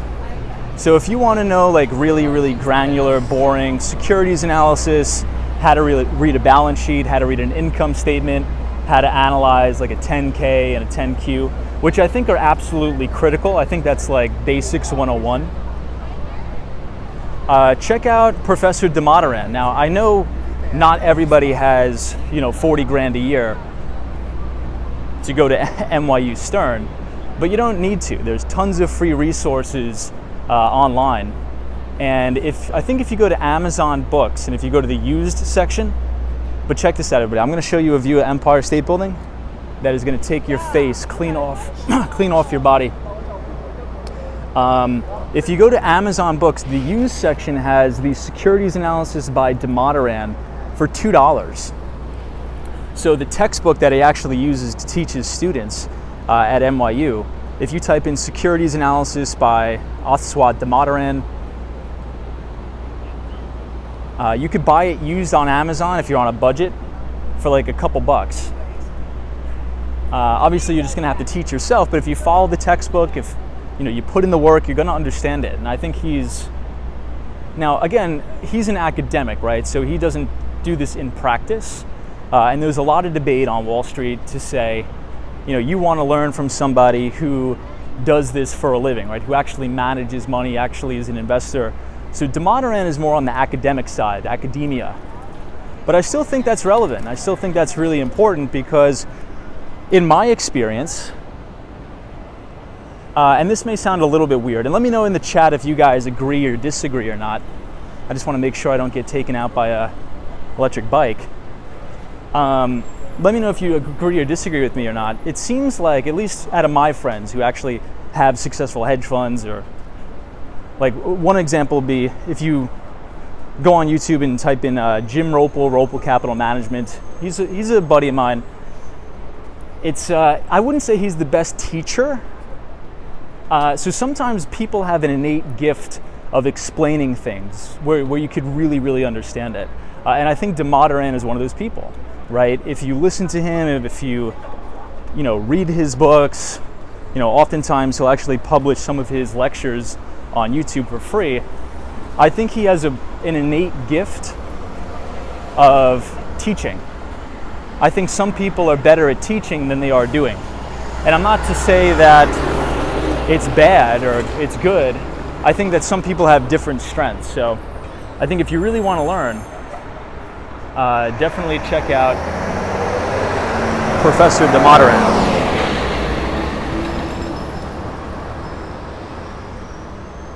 Hey Connor, this is Tom. I'm sort of new to the investing world. Could you explain what a hedge fund is exactly and what a hedge fund manager does?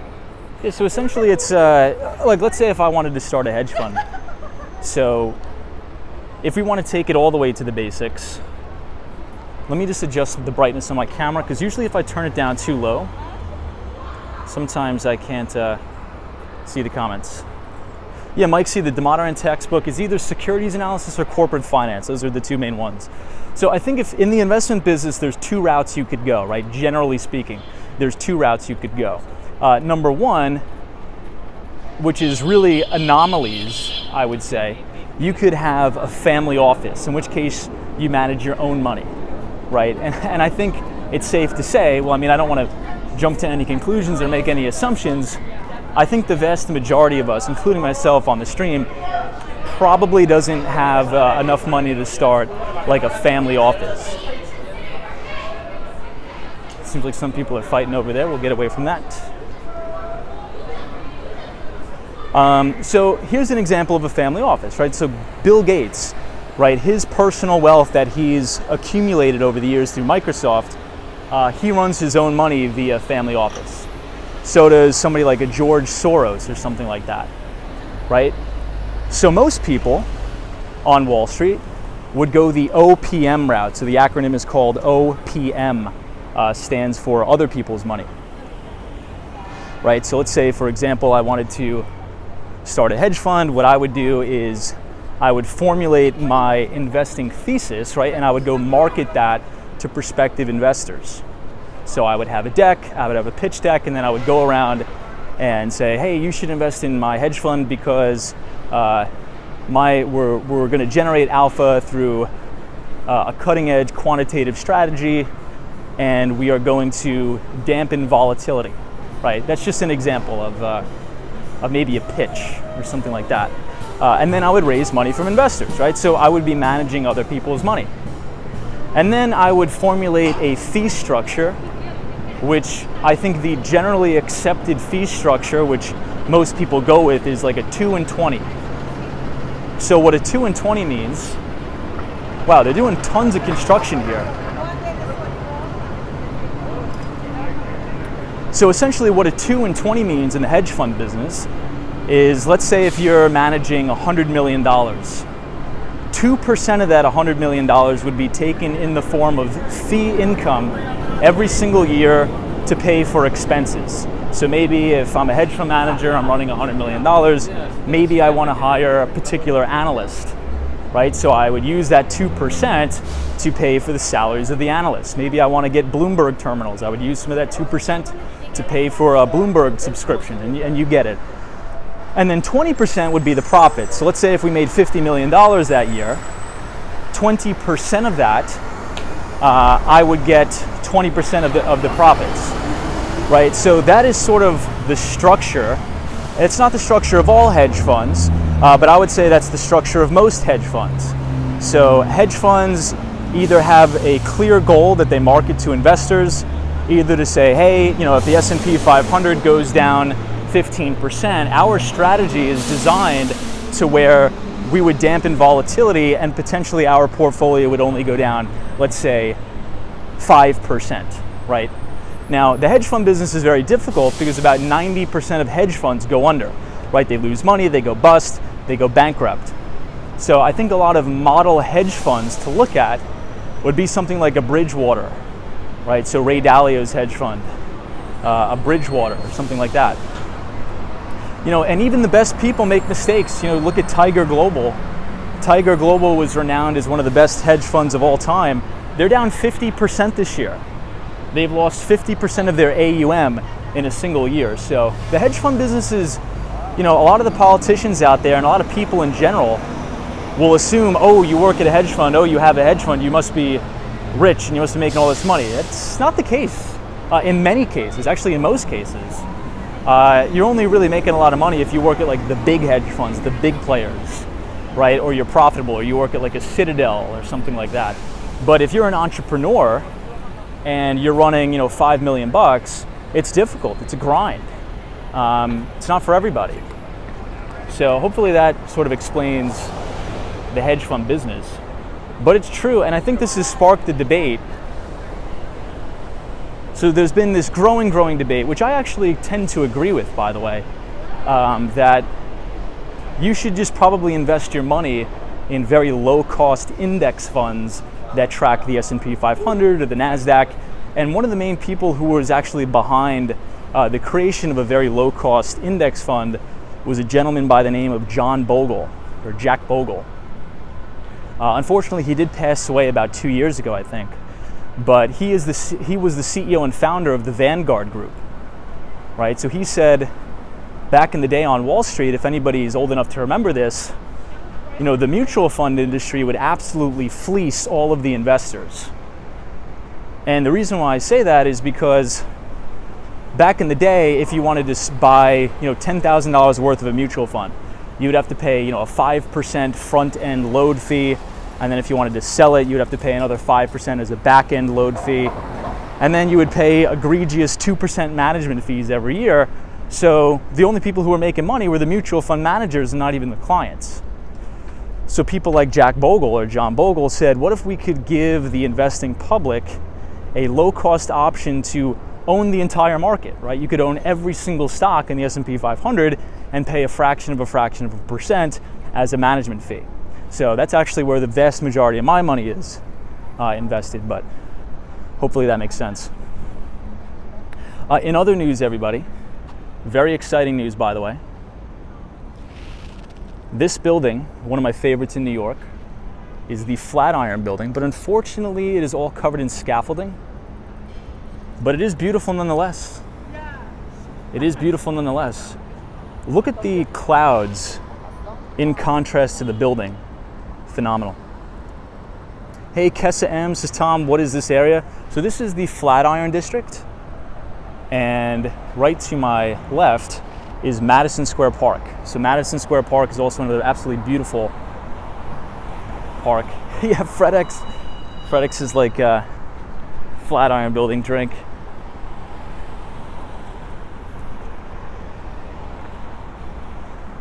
But if you guys are enjoying the stream tonight, feel free to leave a like on the video and subscribe to the channel if you're new.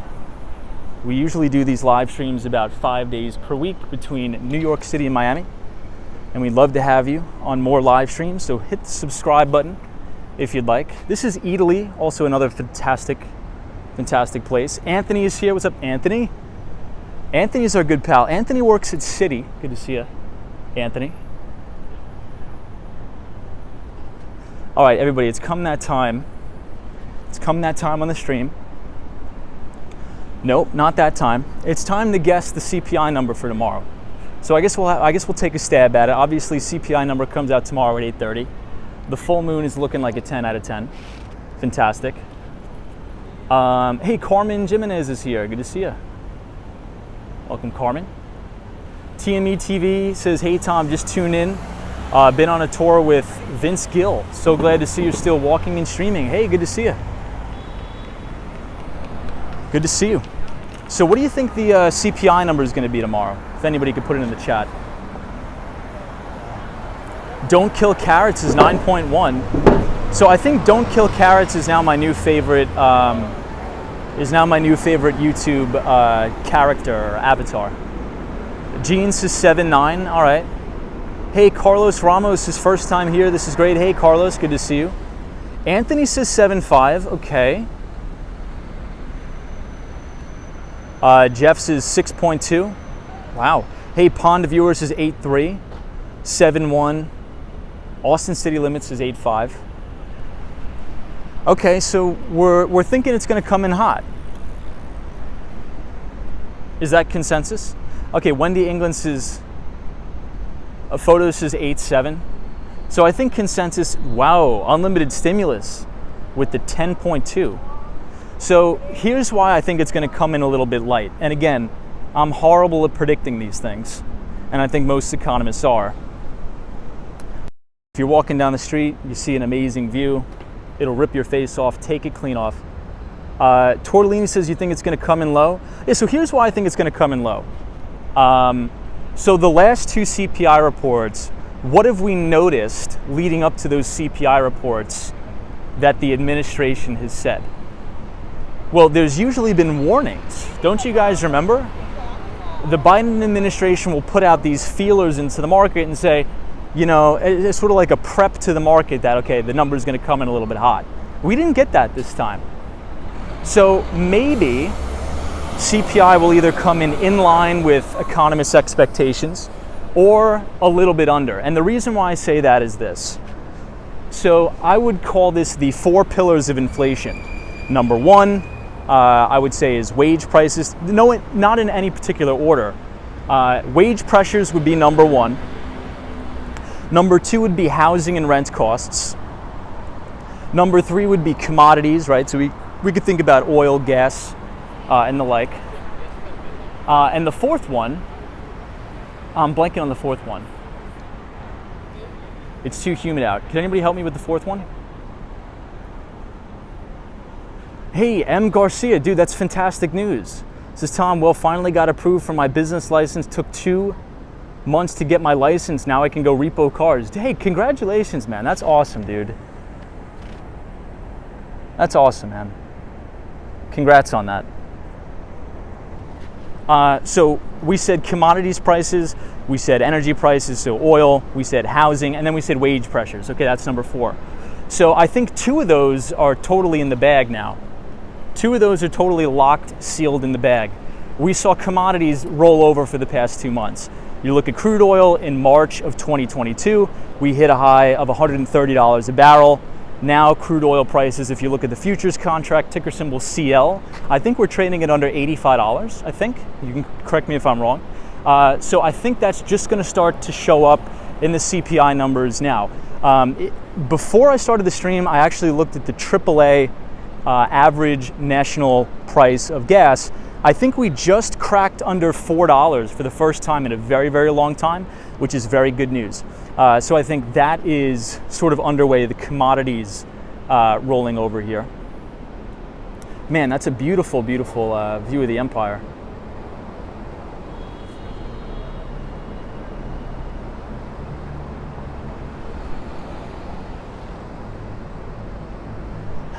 So commodities are rolling over, which I think is going to reflect. The only 2 issues I think that we're going to have, or let's just touch on the other one that I think is going to improve.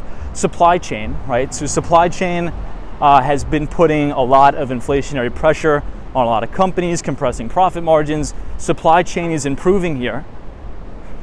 The only 2 we have to worry about is wage pressure and housing costs, so rents.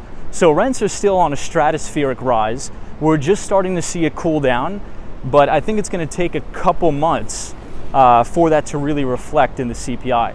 So if I had to guess, my guess is that we come in either in line with economists' expectations or a tad bit lower. Just because we have 2 of those, I wouldn't say solved, but you know, supply chain is improving and commodities prices are coming down a bit. So.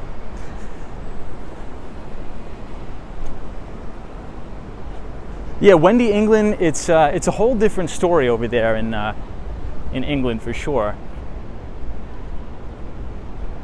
Yeah, Gene says, Tom, energy lower will slow freight and transportation costs. Yeah, shipping costs have been another thing that's been absolutely egregious. So I ship a lot of product via FedEx, and FedEx is like gone up tenfold. Yeah, King says oil is $84 a barrel. Wendy England, Canada, Vancouver. I'm mistaking you for somebody else, apologize. Wow, Austin city limits is Tom. Gas is $3.75 average in New Mexico. That's good news.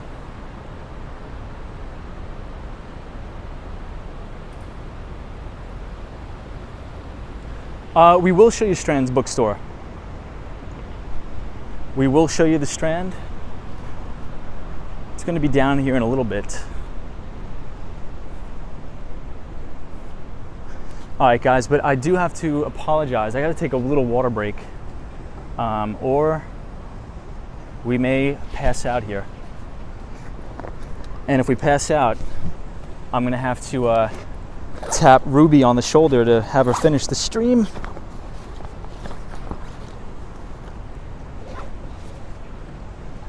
But yeah, let's go past the Strand. Wow, M. Garcia's is gas. I paid $5.85. Where are you at, man? Gas has actually been coming down.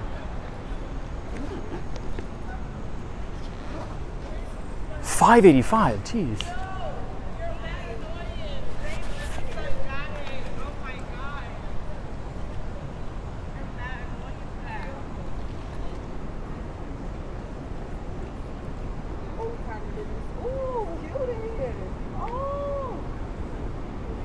All right, we're good.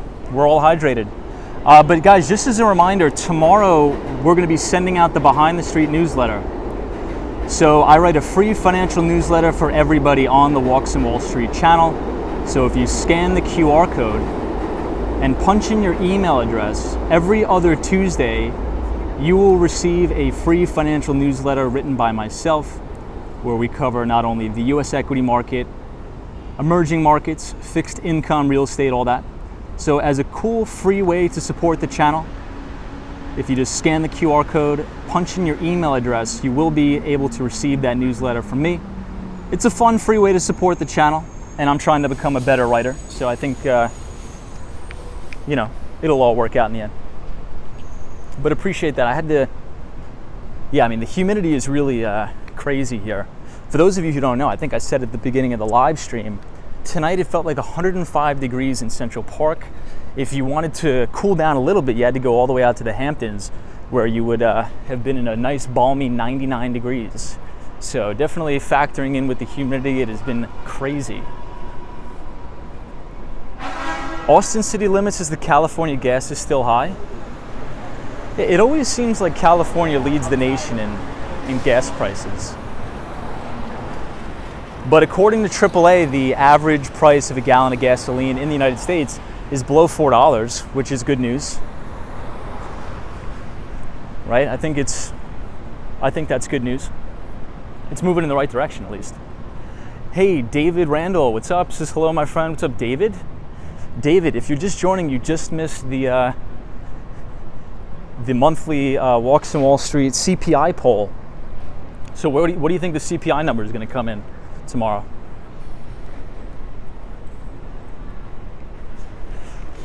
So speaking of rain, I've seen a lot of comments about rain in the chat. Do we have anybody from New Jersey in the chat? So I never really watch the local news, but for some reason I flipped on a local news channel, and supposedly the water levels in New Jersey are getting so dangerously low that if it doesn't rain soon, the state of New Jersey may have to impose forced water limitations. Has anybody heard that?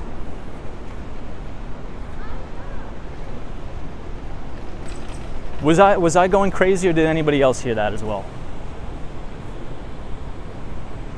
I mean, those are the type of stories that you hear in Arizona, Nevada, not in New Jersey. Supposedly the water levels are so low that they may have to impose water restrictions. Yeah, E says Tom was on the news tonight. That's sick. I would have never expected that in a million years. Hey, Ernest Martinez says it's getting bad, you're not crazy. Oh my gosh, everybody. We have the one, the only, the Carolina Tom. Carolina Tom says CPI is going to come in at 8.8. So Carolina Tom, we were just talking about you in another stream. So back in March, everybody, I remember this stream vividly. So Carolina Tom comes on the stream, And this was when the media was freaking out about oil prices. We're like, oil is going to $200 a barrel, and at the time it was trading right at $130. And I'm like, you know what? All of the mainstream financial media wants us to go long energy here. I'm like, this has to be the top. And literally Carolina Tom on the stream calls the top in crude oil live on the stream. One for the history books. Wendy Inglis is 7.8 CPI.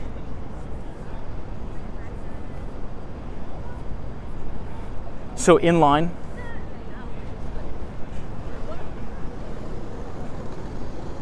Hey, Line Sinks is in the UK.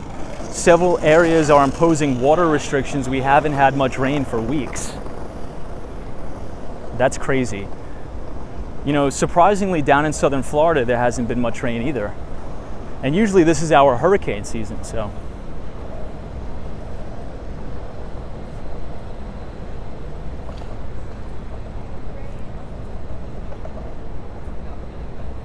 Somebody says, Tom, we have a hose pipe ban in England. Wow.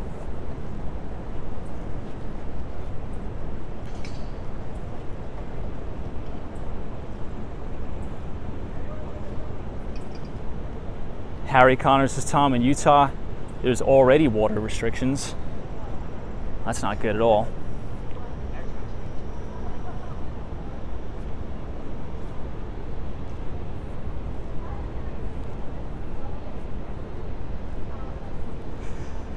Yeah, that's wild. That's wild.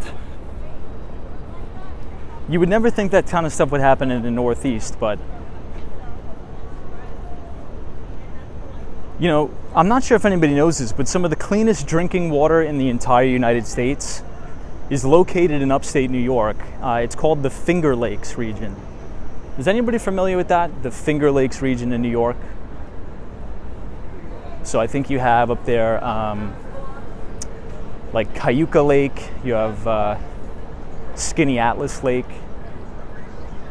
and those are some of the cleanest freshwater sources in the entire United States. Yeah, Bob says the Catskills as well. Yeah, Catskills. So I think New York City water gets their water from the Catskill Mountains, I think. So if you turn on the faucet here in New York City, we have some of the cleanest drinking tap water in the entire world. As hard as that is to believe, it's true. All right, everybody, we are here at the one and only Union Square. We are going to head down Broadway and we'll crash right into the Strand Bookstore.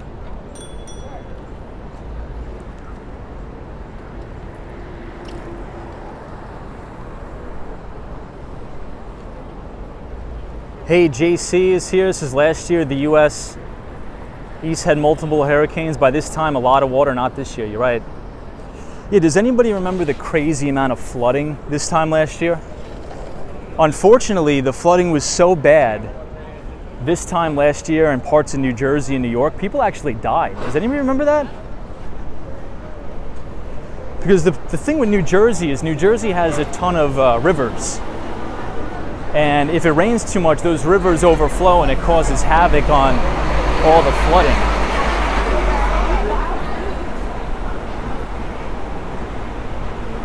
DG says, yes, I am from the Finger Lakes region. Hey, awesome.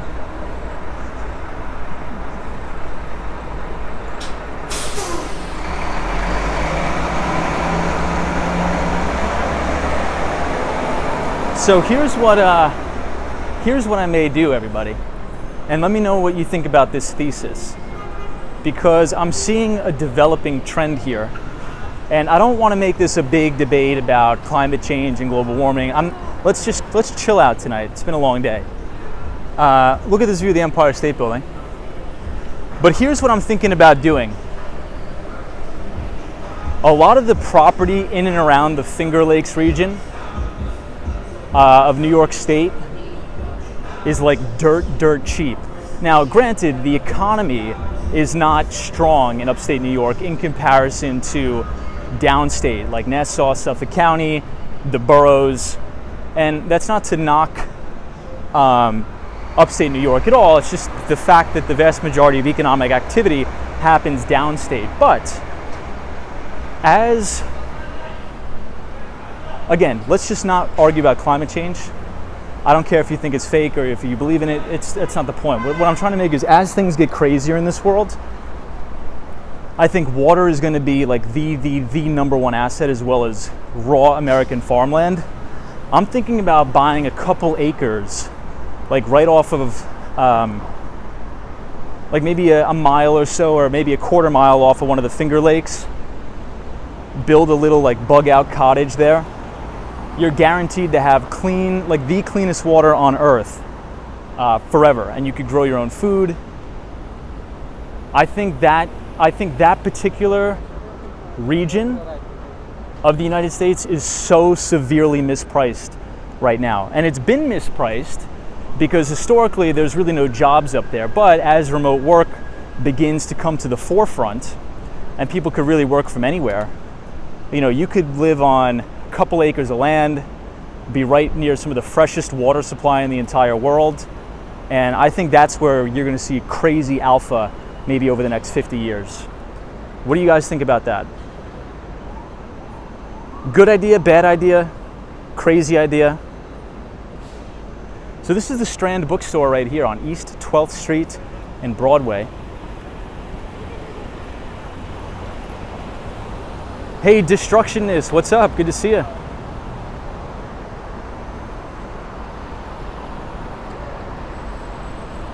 Anthony says sounds solid. Well, because I follow this principle. So one of the principles I follow is follow the money.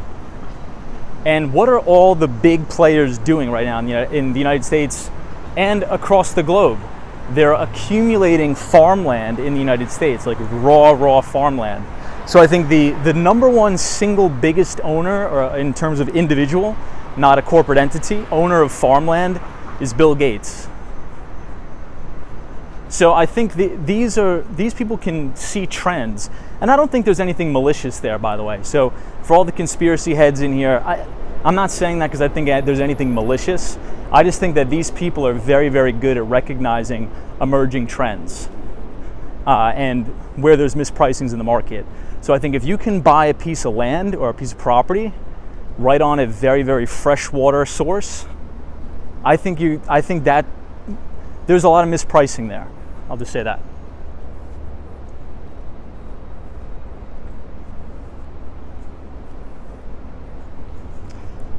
David says, I agree with you about upstate New York. Yeah, there's so much potential.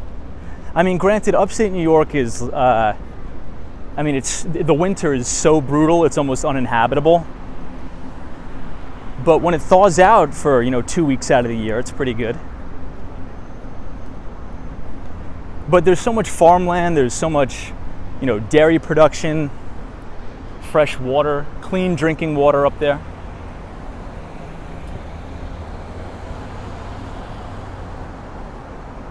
Hey, Leah is here. Good to see you, Leah. Welcome.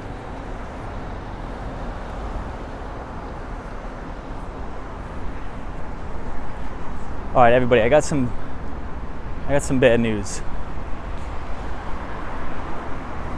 My phone is gonna die. It's on 10%. And I don't think we're gonna make it to our destination. Hey, Bob says, Tom, I own a farm in Australia. It is not easy work. Well, Bob, I appreciate you. We should show respect to our farmers. You guys are what keep the world turning.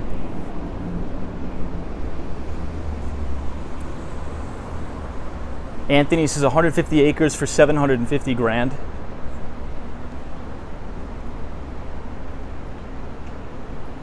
War Walker, come on, man. War Walker's like, I knew it. War Walker was, all right, let's head west. Just so maybe we could see a little bit. We just got sidetracked at Grand Central Station is all.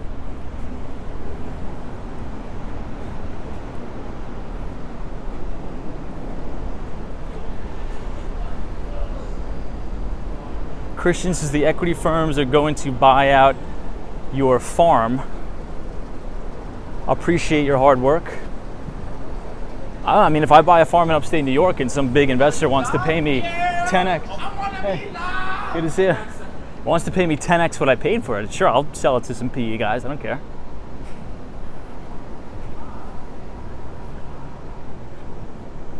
Yeah, Anthony's like, you got to get a battery pack. The issue is if I ever got a battery pack, we'd be streaming to like 5 a.m. So I think, keeping the streams at 2 hours, maybe 2 hours, 10 minutes is good. But everybody, I appreciate you joining. I think this was a fun stream. I learned a lot. I think we had good conversation. There was a lot of difference in opinion, but I learned a ton and I had a blast. So thank you guys for joining me after work. We do these live streams about 5 days a week, starting at 8:30. So if you want to join us tomorrow, if you got nothing else going on Wednesday night, you could hang out with me, get the dopamine going. I think at 8:30, well, right around like 8:15, my dopamine starts kicking in. I'm like, okay, the stream is coming up. We're gonna be hanging out. Anyway, everybody, appreciate it. Have a great rest of the week. Make it a good, productive day tomorrow. Everybody be safe. And I will see you right back here tomorrow at 8:30. So Joe, thank you. Sunshine After Rain, Brad. Thank you, Brad. I appreciate it. FredX, DJ Fisher. Natalie, thank you. Destructionist, Muhammad. Ed T. And to the Mighty Bull, have a good night wherever you are, because there's always a bull market somewhere. This dog is fantastic, by the way. You just need to know where to look. And we'll see everybody right back here tomorrow, 8:30, where I promise we'll be starting the stream off in the West Village, because we didn't get to make it there today. Take it easy, everybody. Be safe. And we'll see you tomorrow.